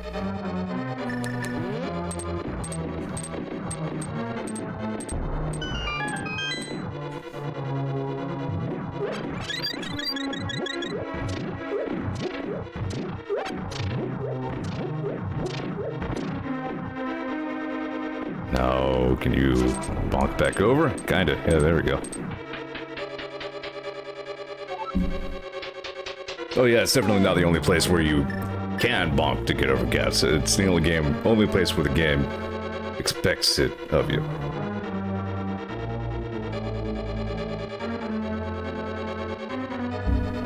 Yeah, I guess you could have used a bomb as well. And yeah, the hookshot to get back like a smart person. Nobody comes to Zeor TV expecting smart persons.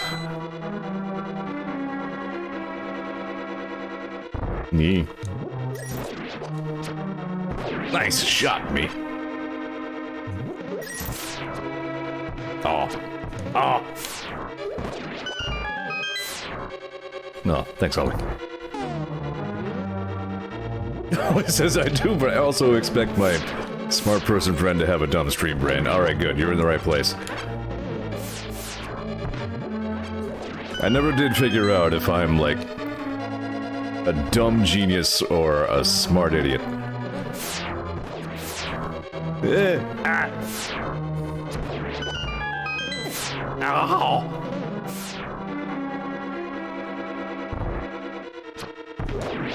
Yeah. My money's on smart idiot. That sounds a little more like me. Ollie agrees I call you a smart idiot. Thanks. Stop that. Stop it. Get it out. I'm important. Ah. Damn it.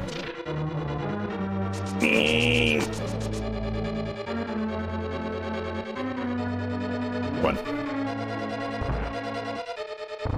Better watch out.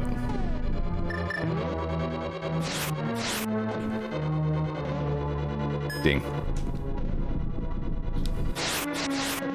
Aww.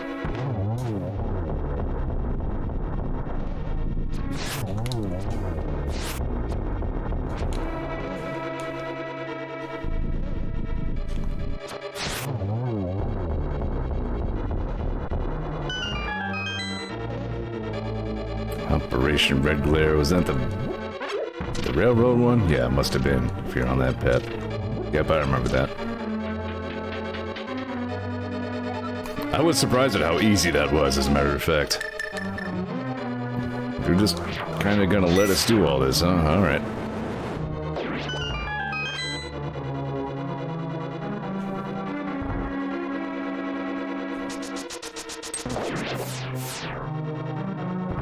Just walk in there with sunglasses on like, how do you do, fellow squat knight, pal, brother of steel? It's...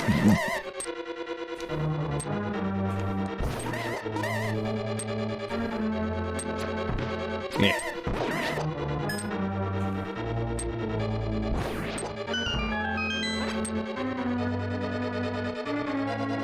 Yeah, I did that Minuteman battle. That was nuts. I am still not at all convinced any of that was necessary either. Like, I just dealt with the Institute and I go back to Preston just like, hey, the Institute's gone, isn't that neat? He's like, yeah. We should murder the Brotherhood. I'm like, whoa! What? You sure?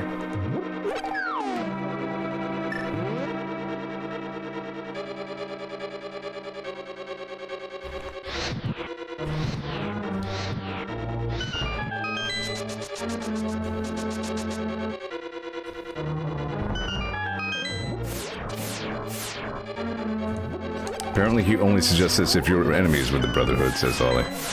Uh-huh. Oh no, oh no. Not this room, anything but this room. Okay. Alright, no problem. There we go.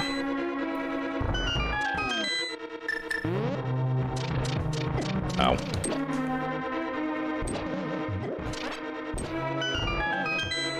What am I doing this for?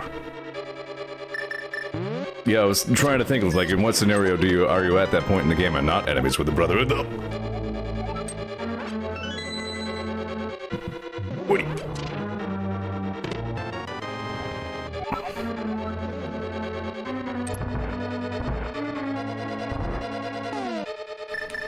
It's pretty much whoever you talk to is just like, yeah, we should go blow up the Brotherhood.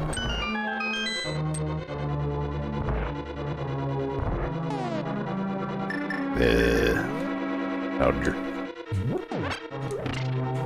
Son of a... Give.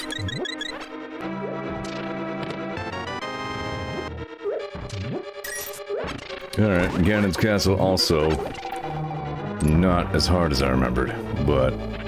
Oh, crap. The only way to not be enemies with them is to be Minutemen only. That makes sense.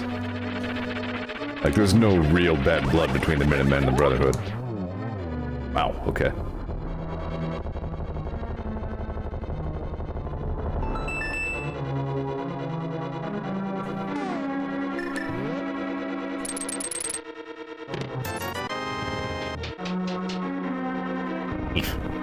Push.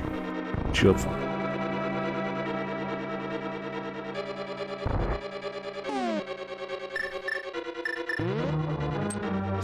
I mean, those vertebrates have got to be expensive, but, I mean, seriously.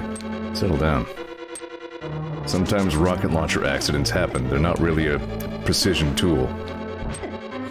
Claver... Gert! Yeah. Scary. No. Ah.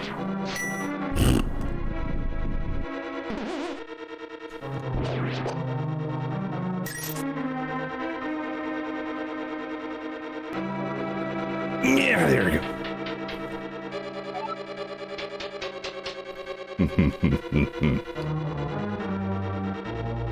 I always did love these ominous symbols right before the boss rooms, too.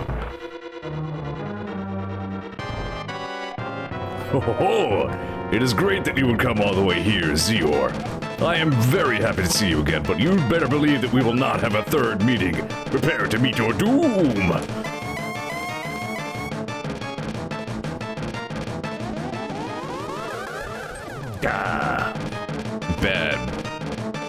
Ah, bad layout on that one. Ooh. Totally ruining my speedrun. Everybody else at the event's making fun of me.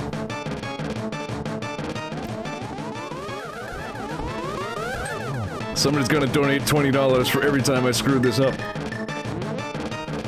By the way, how fucking tough is Aghanim?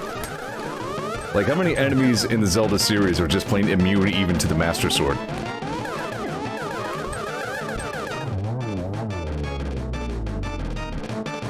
Dead.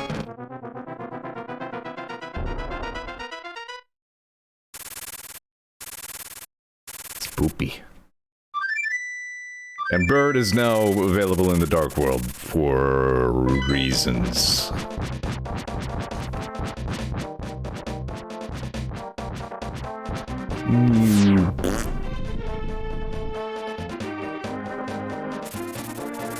Well, why waste time? We've like 100% of this. I could at least get like a full health refill before I go down there.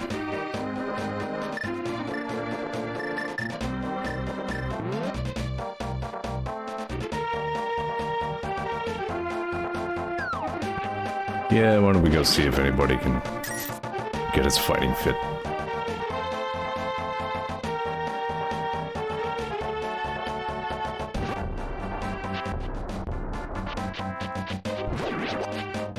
We can power trip a little bit with our golden sword and silver arrows.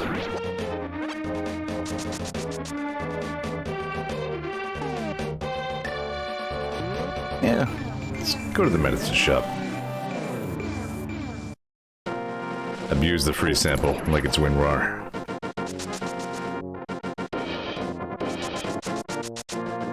Ah, hell, I'll be good by the time I get there.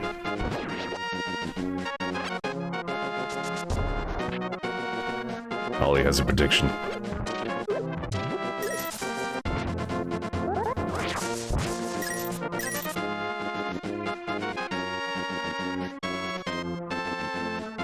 Oh, not a prediction. Something about Fallout 4. Explosive shotgun and explosive submachine guns are the best uniques in all of Fallout 4. Nothing else compares. I get that. Ding. Is it just me, or are automatic weapons in that game, by and large, kind of not that good? Like, I feel like the winning meta in that game is long-range, like, sniper weapons.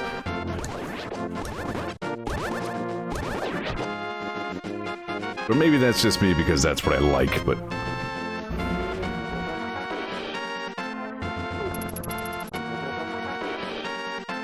I don't think I've ever really built a character to try to spec specifically into automatic weapons. I think that's just what you like, says only. Alright, that's a good thing, actually.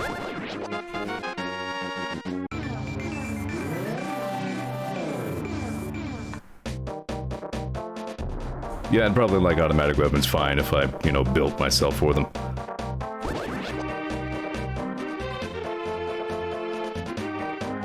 Alright then.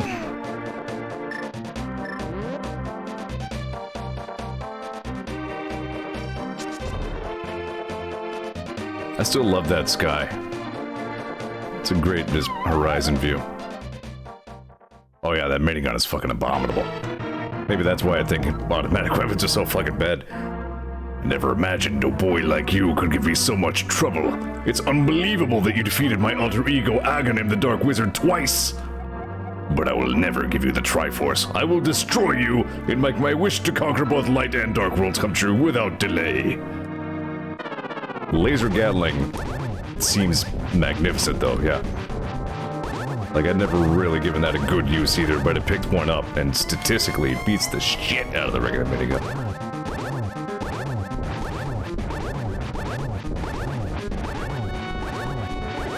Ow.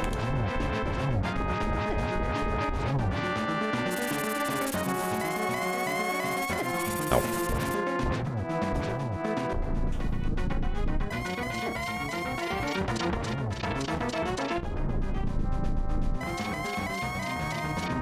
This is such a good final battle. It did such a good job of updating the final battle from Zelda 1. Like, I love seeing that there was still a little bit of Zelda 1 influence in this game, if you look for it. You are doing well, lad, but can you break through the secret technique of darkness? On guard!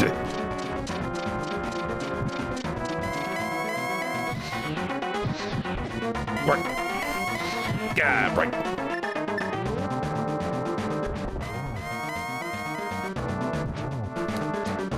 Burp.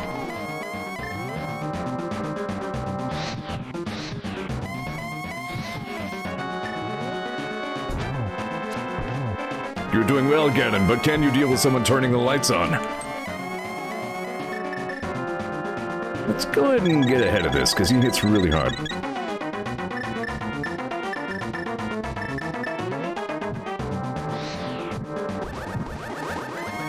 Cut that up.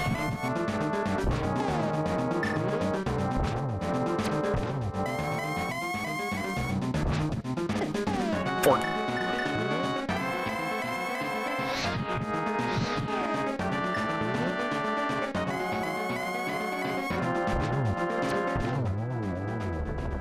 Four is a weird number of silver arrows.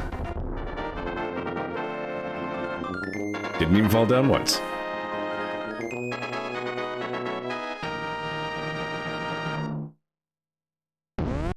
Breep. Now for a truly outstanding ending and one of my favorite all-time credit sequences. Welcome, Zeor. I am the essence of the Triforce.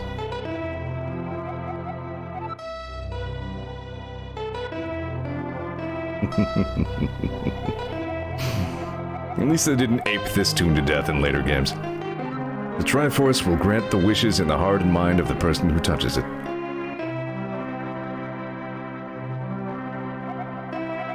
If a person with a good heart touches it, it will make his good wishes come true. If an evil-hearted person touches it, it grants his evil wishes. Ah, I see how that works.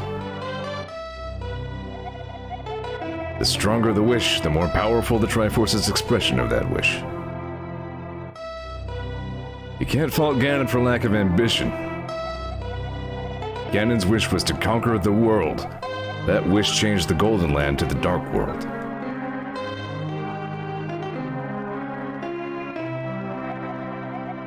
Ganon was building up his power here so he could conquer the Light World and make his wish come completely true. That is an interesting thing where the Triforce has safeguards against somebody using it to just plain end the world. Like how it divided when he got the Triforce in Ocarina. But now you have totally destroyed Ganon. His Dark World will vanish.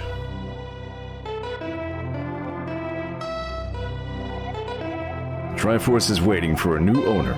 Its golden power is in your hands.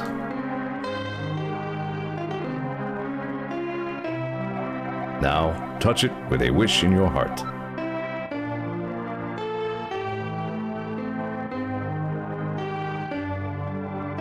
I do like it that you don't really, like, make a wish on the Triforce so much as it just kind of... It just sort of reads your intent.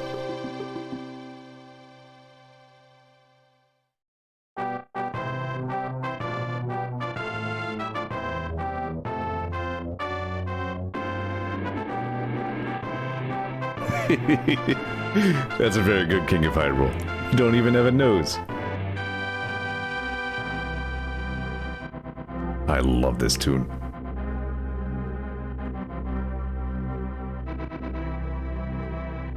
I just love that bass sound, that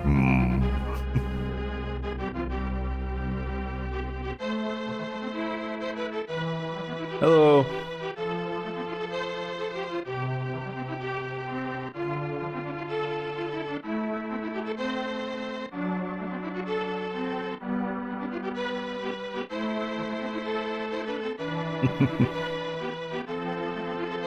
Still, all this time later makes me a little emotional.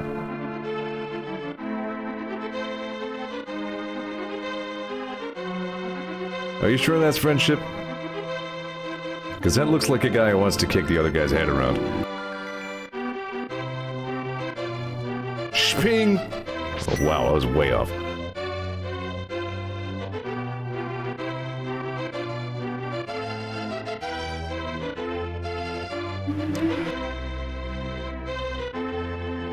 Wow.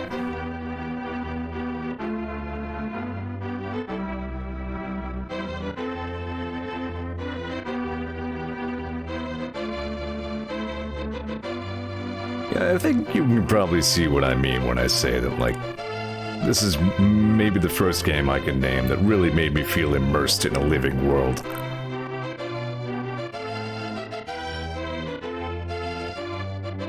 I am too, Ollie.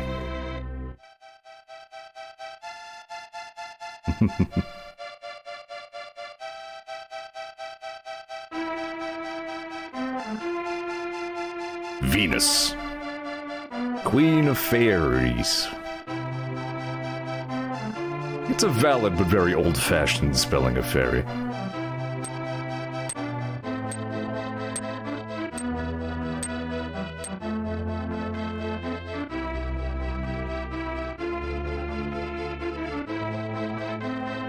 Hello, hi, it's me, the red guy. That lady's front lawn never did come clean.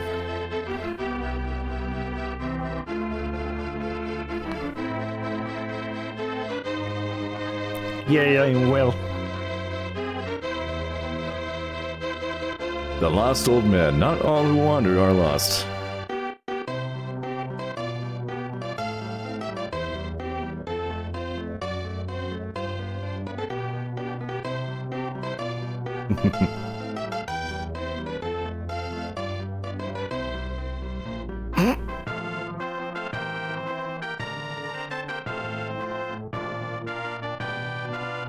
And even though it was invalidated by every other Zelda game ever made, still, what a great send-off. The Master Sword sleeps again.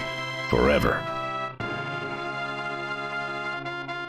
The Nintendo Power comic ended on such a powerful image.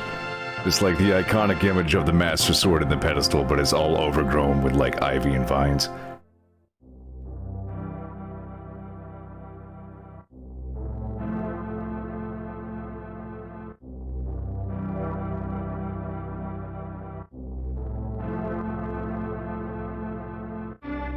Yeah, I suppose it's not that invalid if you consider that, like, this whole Zelda franchise isn't really supposed to have a timeline.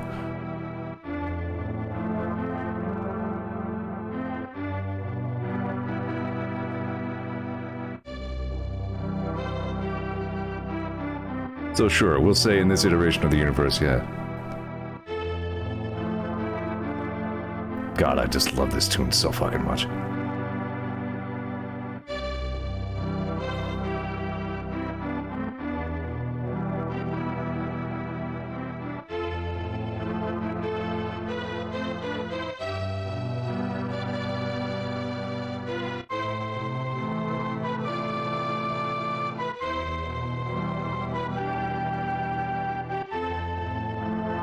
Background designers.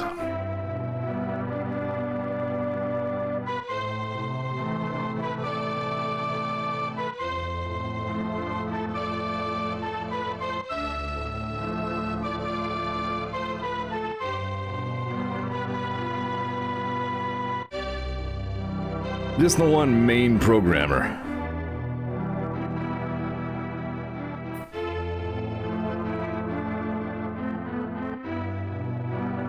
There's an object programmer, and how many other programmers?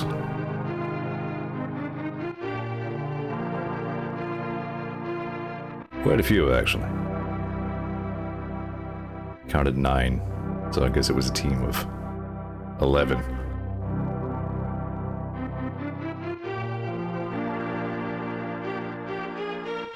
Koji Kondo. Both a great composer and owner of a great name.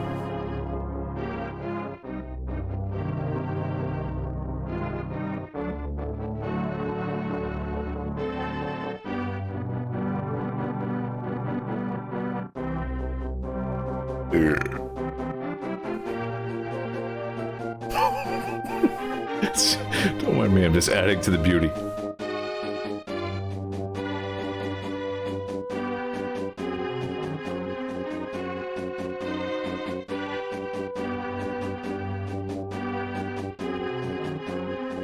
High-tech failure just in time. Yeah.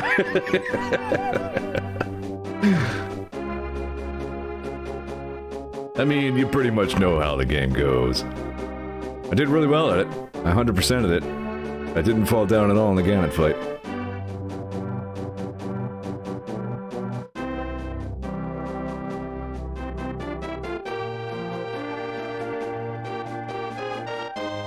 You know what? This is actually my favorite ever rendition of the Zelda main theme. Like, the overworld theme in this game is fantastic, but God, I just love the credits theme so much.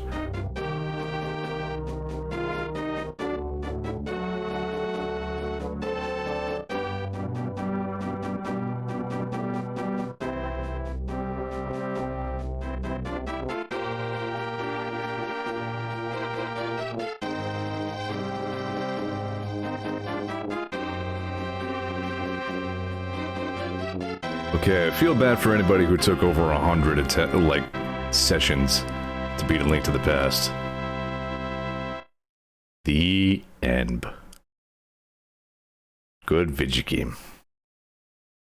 You know what I feel like I want to do to eat up a little bit more time, because we have more stream time left. Cables and cords. Switch scenes here. In just a hot second. This is wait.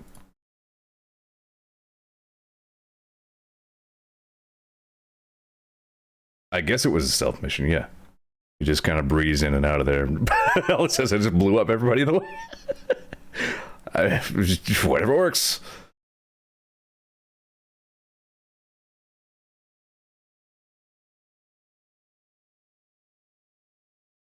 What is... Alright. So hang on here.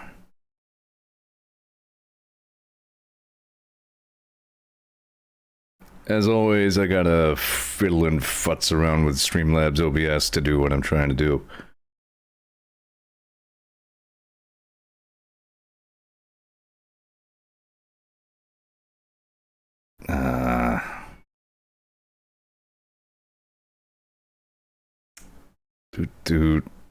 Transfer him. Bit to scrim.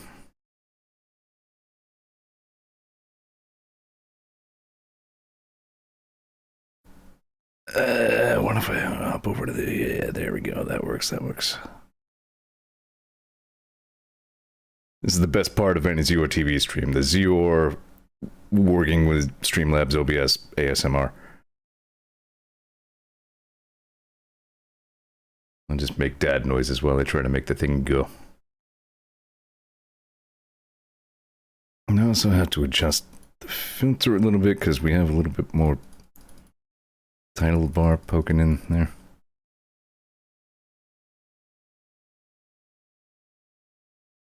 That's good enough. So incidentally, this was like the first ever emulation site that I ever knew about, and I found out pretty recently that it still exists, which itself is interesting, preserving the classics since 1997. A concept that absolutely blew my damn mind at the time.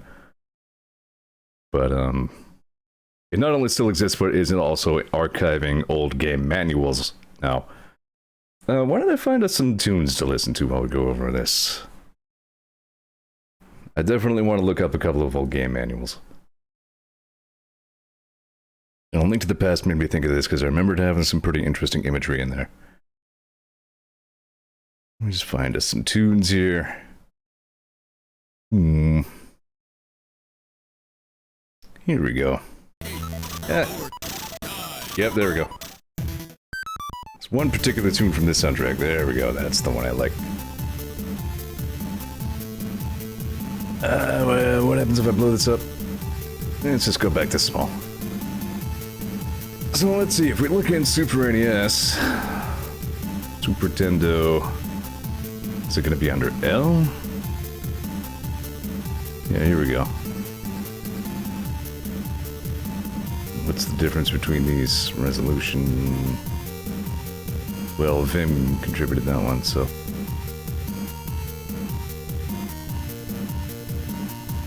So here we go. Some people are just scanning in their old game manuals. Look at that. Oh, that was actually in the manual, and I'm almost sure I've seen that before. I think I had that as a wallpaper. Still, I mean, it's, again, things that just make me a little bit wistful and emotional, but like, there's hardly a more just iconic scene that I can think of in video games history than the Master Sword, just resolute at its pedestal. Yeah, so here we go. I thought I remembered there being, like, finally, like, the Hyrule creation lore as we know it today began with A Link to the Past. To set the stage for this adventure, the legendary hero will be informative to delve in the Triforce myth, ancient epic about the creation of the world that is still believed in the land of Hyrule. Each culture has such myths and theories about the creation of the worlds and can be beneficial and entertaining to examine them in detail, but they often affect the present-day social structure. See, this is really well written, too.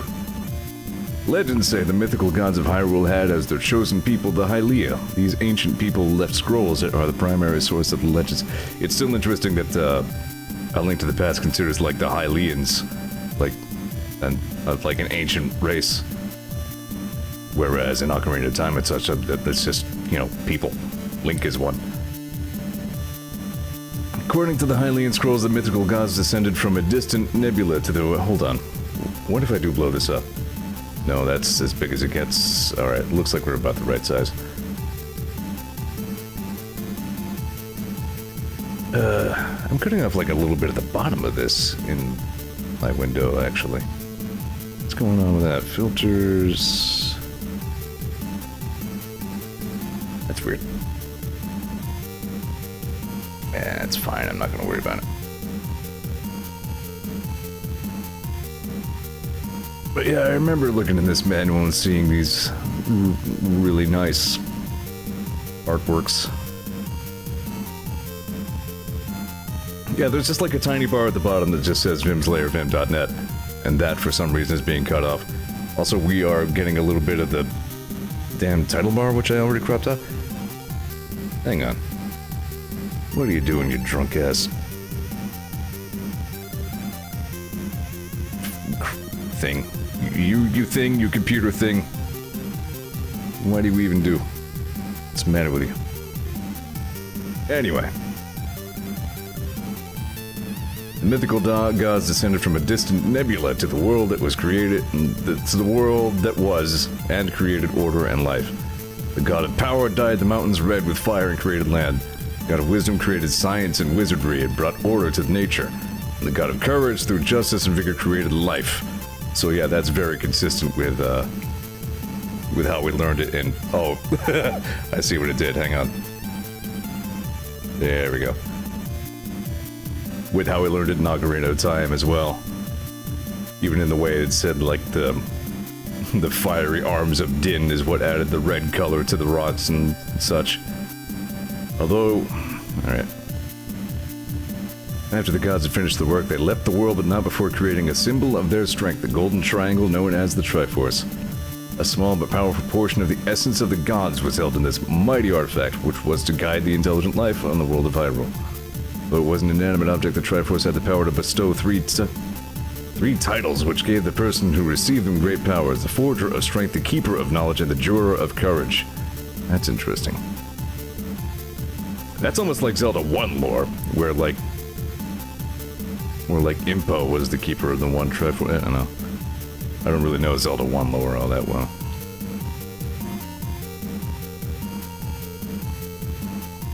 From its hiding place in the so-called Golden Land where the gods placed it, the Triforce beckoned people from the outside to seek it in the hope that someone worthy of these titles would find it. With their magic-infused blood, the Hylian people were endowed with psychic powers and skill in wizardry. It's also said that their long-pointed ears enabled them to hear special messages from the gods. So they were held in high esteem by it. Now, you're not supposed to do that. Sorry, I'm talking to my music player. I think I need to launch WinApp as an administrator to fix that. And it's a plug. What are you doing, man? You're supposed to loop forever.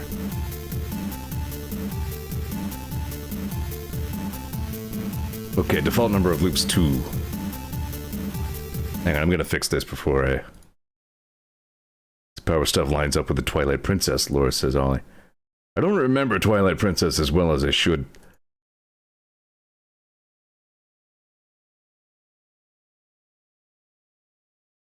Open file location. Yeah, I gotta fix WinUp here. Run as administrator. For some reason you had to do that to make the plugin. No email? What are you... Instant crash? What are you doing? Just run as administrator. I'm not asking you for much, WinUp. What are you doing?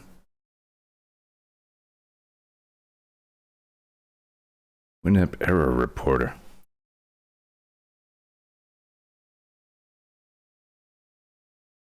Alright, hang on. Well, great. This has turned into a freaking WinApp troubleshooting stream. I'm gonna open some other tune then.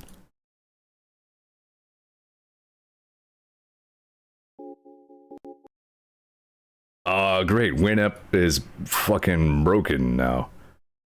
That's troubling. That's very troubling. Why? What happened to WinApp? It will not launch anymore.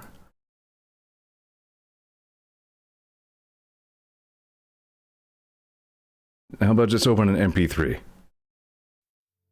Nope. WinApp is fucking broken. Great. Great. Outstanding. I look forward to troubleshooting that. That'll be fun.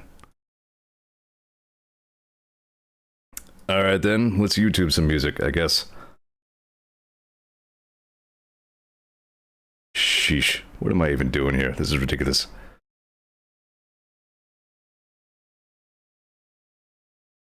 Wait, I've got it.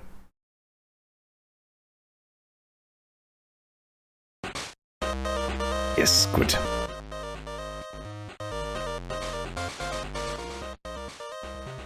Techpin says, you know, I bet if you somehow installed like WinApp 2.97 or something to fix itself, maybe. I don't think all of my plugins would get along with it. Fuck, how do I fix WinApp? It's like a... whatever, I'll deal with that after the stream. We're trying to read some old game manuals here. Held in high esteem by many in Hyrule, descendants from various parts of the world.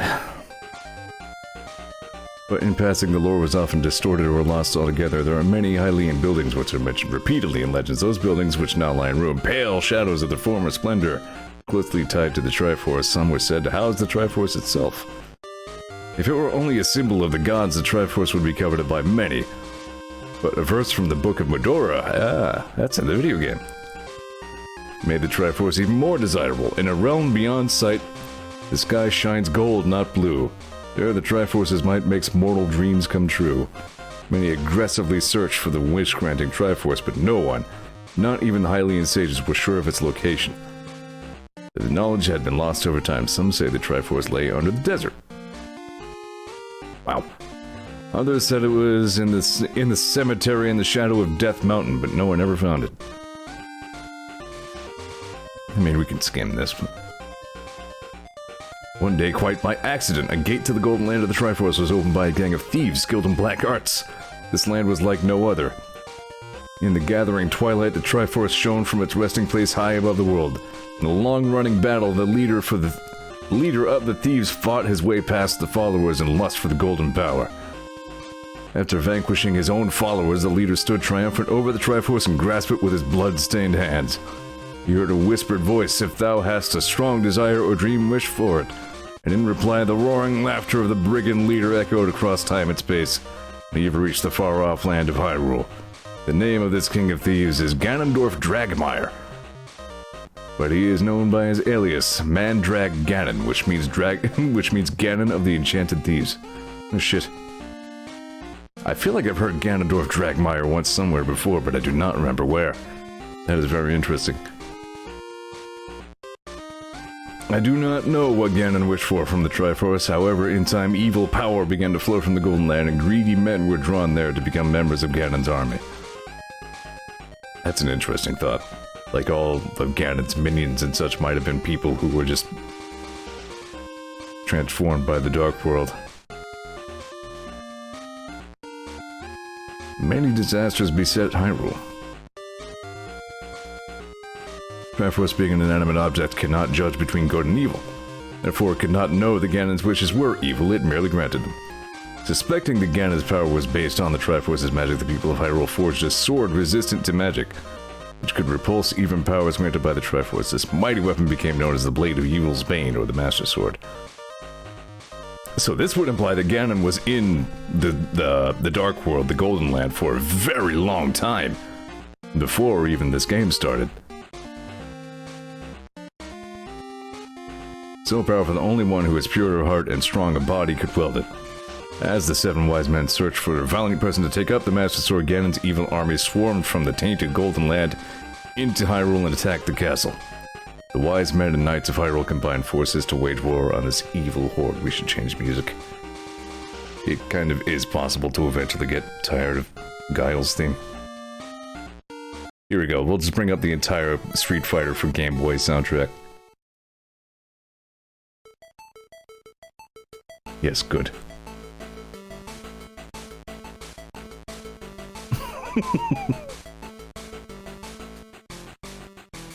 The knights took the full brunt of the fierce attack, and although they fought courageously, many a brave soul was lost that day. However, their lives were not lost in vain. They bought precious time for the seven wise men. See, this is like an extreme amount of lore, again, for the time period. Like, there was definitely some lore already written for, you know, the first two Zelda games, but this one leaned heavily into its story.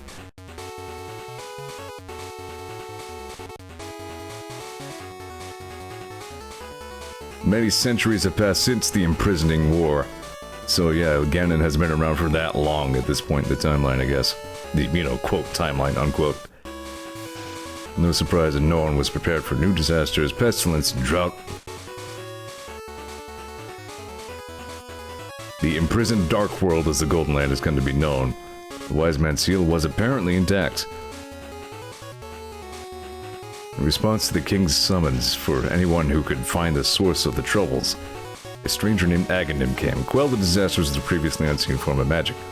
As a reward, the king gave him a new position as chief advisor and heir to the seven wise men. The masses proclaimed him their hero. Peace and return to Hyrule are headed. Of late, rumors had traveled their whispering path with alarming frequency. Rumors say Aghanim now rules the country with his magic. Spoopy.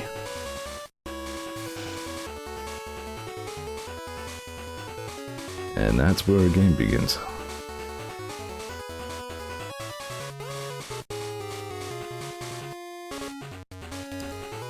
And that's about it for the lore dump at the beginning of the manual. But still, cool stuff. It always bothered me that this Link was so pantsless. I mean, like, Link's ass is out here. Like, there's no way he's not just... His butt crack's gotta be whistling in the breeze there, just... Like, Link, where are your pants, man? Should be wearing something.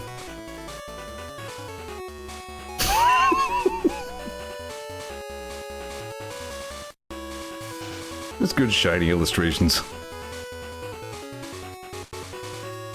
Still has that like 90s kind of like color depth to it, and like a lot of gradients. You know what I mean? Like the old original Pokemon illustrations were a little bit like that. Yeah, that's a good. Wonder if we can see the red shield in here anywhere.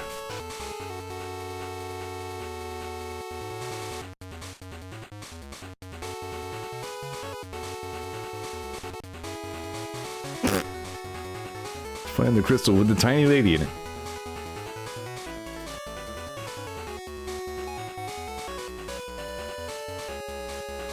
Lantern. It's a lantern, not a lamp. Maybe. You can also pick up a bomb you place and throw it before it explodes. Be careful! Bug collecting net. I'm really disturbed that WinApp is crashing on launch. I don't know what to do about that. Whatever. Worry about it later.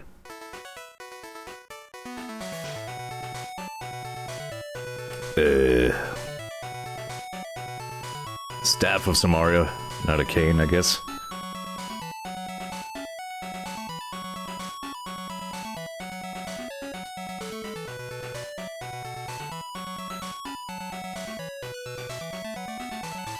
Hook shot is like green.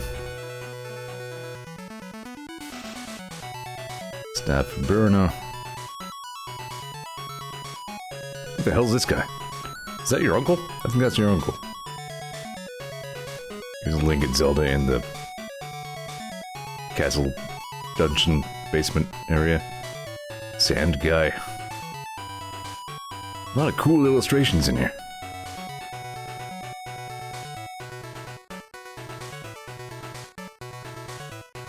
Hold on, what's going on here? Your quest begins, yeah. A little bit more lore stuff.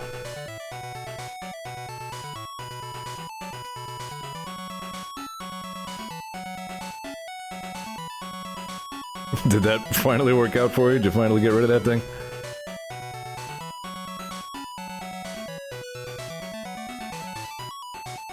When you take hold of the Master Sword, try to recall the words of the Elder. At this point, your destiny grows cloudy. The rest of the legend is yours to write.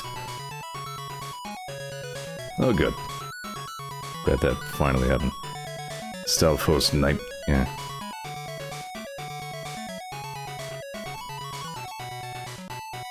Oh, is this not the case where Gibdos is actually the singular? I know that's the case in, like, Wolfos and all that.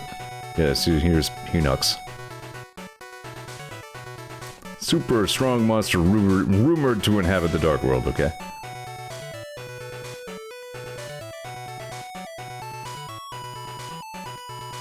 Elmasar. 2 Z's and Wizrobe. Hey, I don't think I ever noticed the weird little knobby legs on the Snapdragon.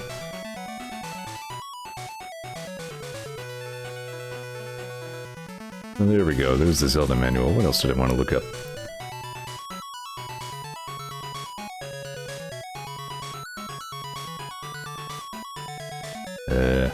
Can I just... yeah, there we go, click to view. The latter half of the 20th century, mankind was gripped by the fear of being invaded by extraterrestrials. They referred to extraterrestrial spacecraft as UFOs. Now in this day and age, it sounds like a fairy tale. Now it is the year 2560. And due to the human race's countless encounters with alien life forms throughout the universe, Earth's local framework has expanded to cosmic proportions. Now trade, technology transfer, and cultural exchange or interchange are carried out on an interplanetary basis. Billionaires who earn their enormous wealth through yada yada.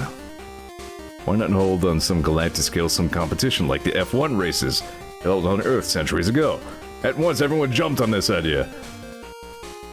Racing circuits were located as high as 300 feet above the ground and held in place by anti-gravitational guide beams on both sides of the course. Racing machines developed for these tracks used the very latest in super magnetic technology and were designed to travel without wheels, hovering 1 foot above the course track. A little bit of lore, F-Zero machines and apparently R-Wings use this. You both use a technology called G-Diffuser. Which could be why, if you're playing a Star Fox game, you, like, if you try to crash into the ground, you instead hover a little bit above it. F-Zero. So the reason I came to this one is not only for some more old-school 90s illustrations, but also, and I know I've discussed this. Oh, here we go. The machines and their pilots. The Blue Falcon. TechBano says, all I know about the G-Diffuser is something wrong with it. Bitch, I told you to check your diagnostics before we started the mission. You were just like, yeah, fucking whatever, I'm good. Now I'm stuck bailing your ass out.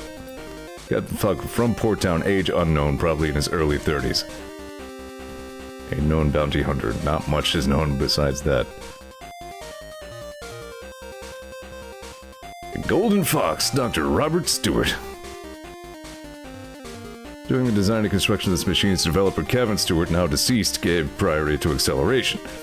In compensation for its power effort, the body was made light to reduce the G-force on the coarse surface. It's difficult to strike a good balance between turning and engine power, resulting in difficult cornering. And it stands up very badly to impact. So yeah, like the Golden Fox is hard as hell to use. But if you can wrangle it, you can lay down some pretty good times on the really complex tracks. Though he had followed the lifestyle of the elite as an accomplished and well-respected medical doctor, he has participated in the F-Zero Grand Prix as pilot of Golden Fox since the death of his father, the scientist Kevin Stewart. The Wild Goose! Designed to withstand very heavy damage, primary purpose of its design was to allow it to run using a highly aggressive racing style. The soldier who designed the Wild Goose is a member of the Poripoto tribe of Death Wind.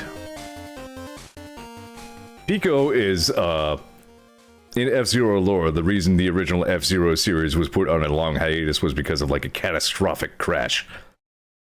During which, even Captain Falcon was, like, severely injured and hospitalized, and it was rumored that that incident was caused by Pico. Last name de Gallo, correct. He is delicious.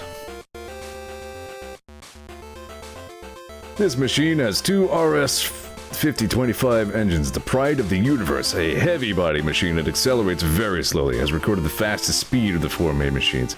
Careful and perfectly timed use of the S-Jet is a key point in the operation of this machine. The best.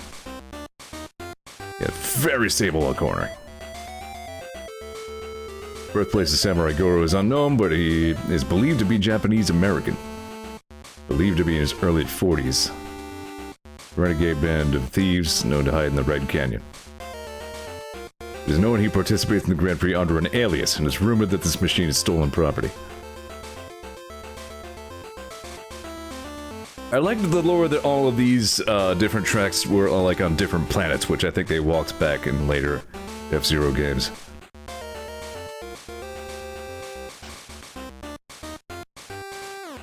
"99% of this planet's surface is covered in water. A special coating that blocks magnetic fields. That's what the ice actually is. Mute City is the biggest city on all the Space Federation planets.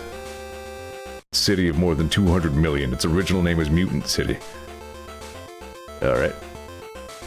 Death Wind, the most peaceful place in the universe, a planet where fierce winds blow without respite. This course has been simply designed as narrow and difficult to travel along due to its severe side winds. Winning or losing is decided by how...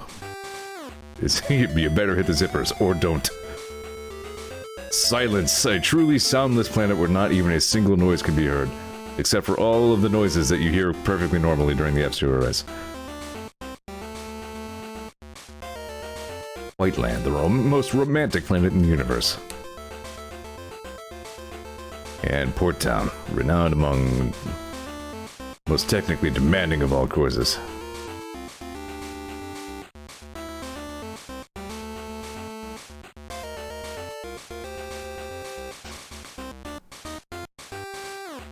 Attempting to pass over one of these while airborne, well, not airborne, will, yeah, harm you. The point is, there's a comic in the back of this. And I don't think I'm gonna read through the whole thing. But here again, like, before Smash Brothers had to turn Captain Falcon into, like, a superhero with a big giant fire punch, he was this guy. He was this Han Solo guy. Just carried a gun and wasted some Gorn motherfuckers.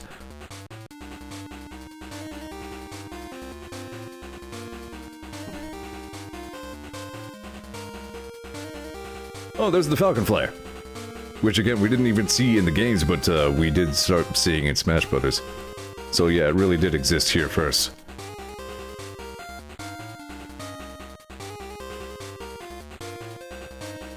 Captain Falcon got into all kinds of scraps. He's just like, yeah, screw you, I'm gonna go over to beat the crap out of some more guys.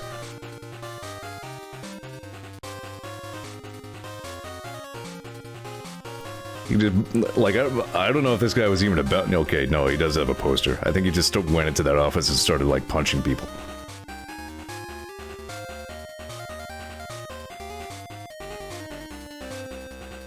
And there was this announcer guy who started showing up later in the series as well.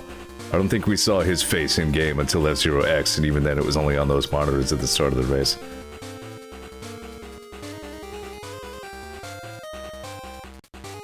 And apparently the F-Zero machines go, ooh.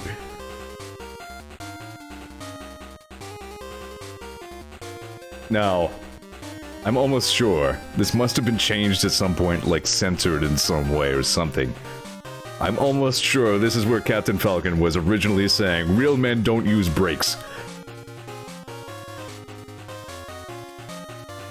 Which is a way more awesome thing to be saying here than now you'll learn how to do battle.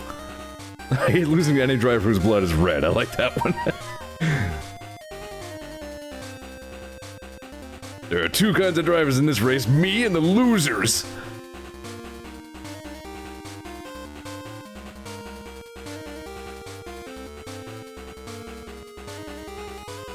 So there we go, there's that. There was one other one that I thought I remembered finding interesting. Think with brain, Zeor. What was that? I remember.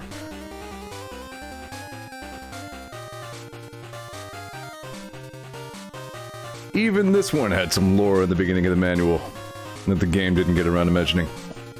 Centuries, the Focus Tower had stood at the very heart of the world, but a center for trade and knowledge, and the people of the world met there to peacefully settle their differences. But one warm summer day, the tower was suddenly transformed into a symbol of the purest evil. For on that day, powerful monsters battled their way into the tower, stole the 4 crystals of the earth, and then took off with the magical coins that had kept the tower's doors unlocked. That's a bad basis for a lock system. The tower doors sealed behind them, the monsters relaxed their guard and turned their attention to the crystals. As they basked in the radiant glow of the crystals, the monsters grew stronger and meaner, and even more wicked. The more light the monsters consumed, the more the world was drained of warmth and color. Tremors shook the land, the sky grew bad. Stuff went nuts. Monsters was all everywhere. Enter Benjamin. Benjamin was the most normal youngster you could imagine. Like most responsible villagers his age, he arose at the crack of dawn to take his family's livestock to the upper meadow to graze. Other kids teased him because while tending his herd... other kids teased him because he read while tending his herd. Okay. Because while tending their herd, he read, okay. And because a village elder had taken him in as a promising student, so he was a nerd, got it. Benjamin seemed mature beyond his years. He dreamed of being more than he was. Faster, stronger, more daring. Little did he know his wishes were about to be fulfilled the hard way. And stuff.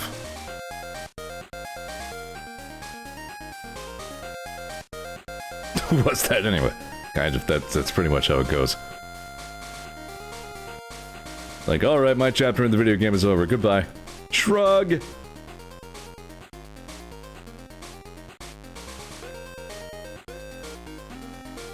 Alright, that's about all I can think of unless anybody has any like requests for any other manuals to look up. What the hell's going on here? Who are these people? That ain't no Benjamin. Yeah, these were... Some of these RPG manuals even had just like walkthroughs of the game up to a certain point. I remember the Final Fantasy 4/2 one being like that. This was a very thick manual, I remember that.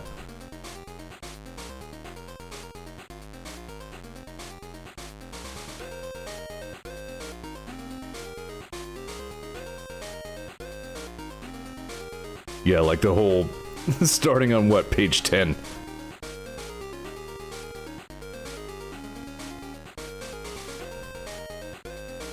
It's all just like a step-by-step walkthrough of the game. Because, you know, they had to take it easy on us Westerners. They might know... They didn't know if we had, like, the cognitive skills to play an RPG. We might see this shape and try to eat it or something. Just pick up the controller and start being just like, where are the cheeseburgers? This is Sid's airship. Got a pretty good way into the game. I think it got at least... I'm like, where did it leave off? Like running around Mount Ordeals? No, somewhere in the underground, I guess. Yeah, jeez.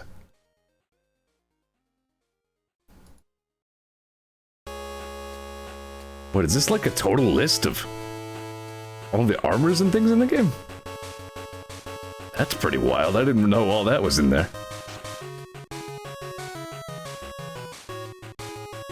That's interesting. The claws don't even actually add attack power to Yang's attacks. Just elements with different accuracies as well, I guess. Didn't know that.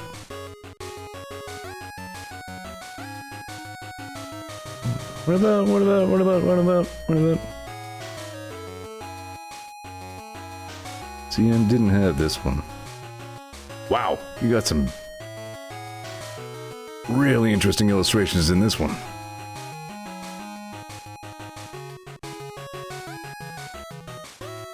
Kinda really didn't love the art style. Like, everybody looks so, like, wispy and white. It's kinda weird. And, like, twig skinny. Hey, there's,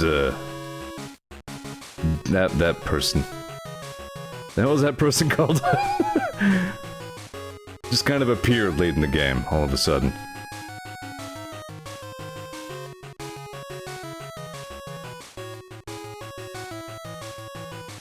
Yeah, here's a list of every freaking, like, whatever they were called, relics, yeah, in the whole game. It's listed out in the manual. Espers 2, Carbuncle.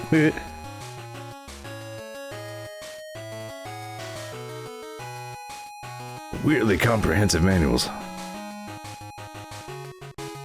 That was the thing, it's like an alien concept to us at this point in time, but yeah, they used to, like, fit a lot of information into these manuals. Actually, that reminds me. Now, I remember Zelda 1 in particular. Like, the intro screen of the game said just, like, please look in the manual for details, and that wasn't even really a polite request. That was, like, half of what you need to know about the game is in the manual. Yeah, here we go.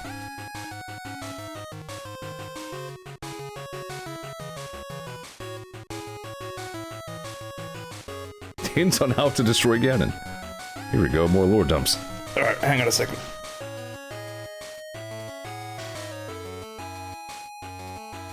Yeah, I'm not gonna spend too much time on that. Ow, ow, ow. Sorry, I'm having problems. Use the Triforce wisely. That's good advice. Here we go, mid-80s illustrations.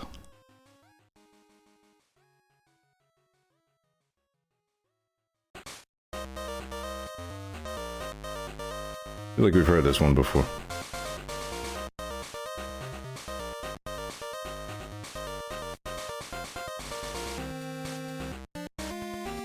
Leg.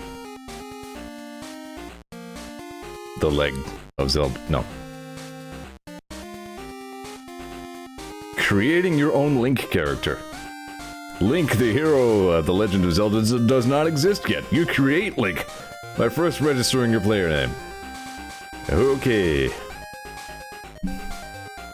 Erasing an old Link character.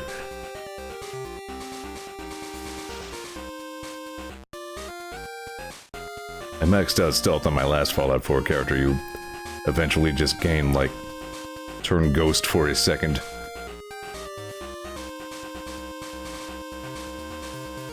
Hold on, what? Playing with a friend. Take turns.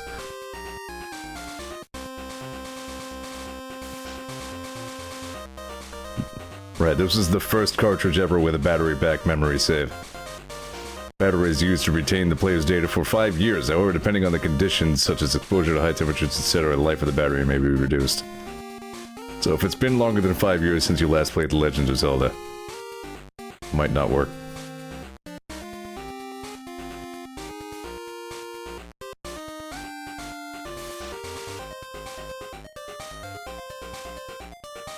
Yep, sure enough, the middle sword was just called the White Sword. Hang on, bug.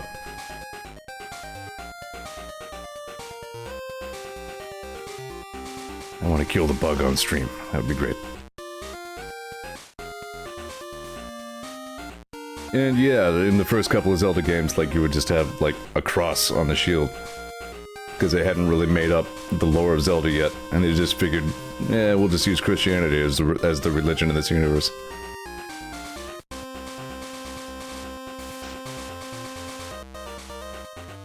Once he's got the magical key, A will be displayed, showing that he's unstoppable. Which is actually because A is what we say instead of 10. We can't count that high. What are we, wizards? There's only so much we can do with this Nintendo thing.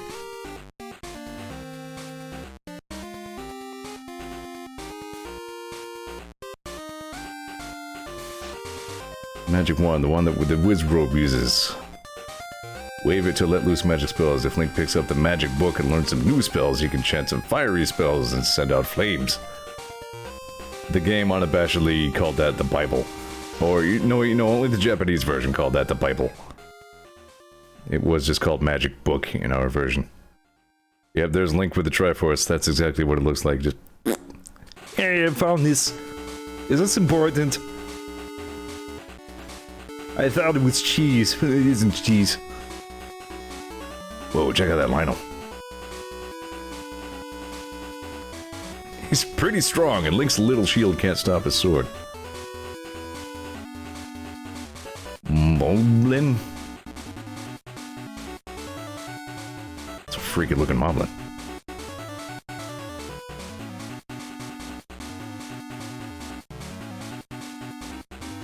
Alright, I think we get the idea.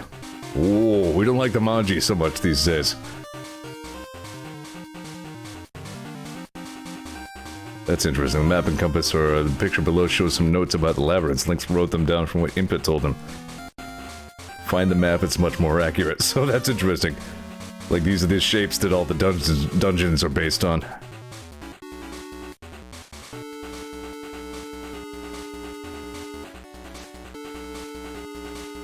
Neat stuff. Alright. I think I've exhausted everybody's attention spans with looking at game manuals.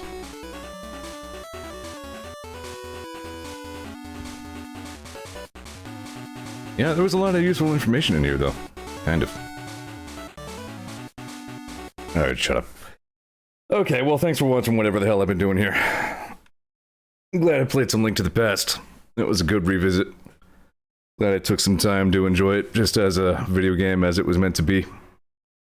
I guess pencil in Donkey Kong Country 2 for next week. I'm not positive about that yet. I'll noodle on it, figure out what I feel like doing. Probably figure it out on the day before, like just on the Friday. Just decide what I feel like playing. You know how we do. In any case, thanks for watching some Zeor TV this week. Appreciate having everybody who comes by. Yeah, that's all I got. I'll see you Tuesday for Skyrim.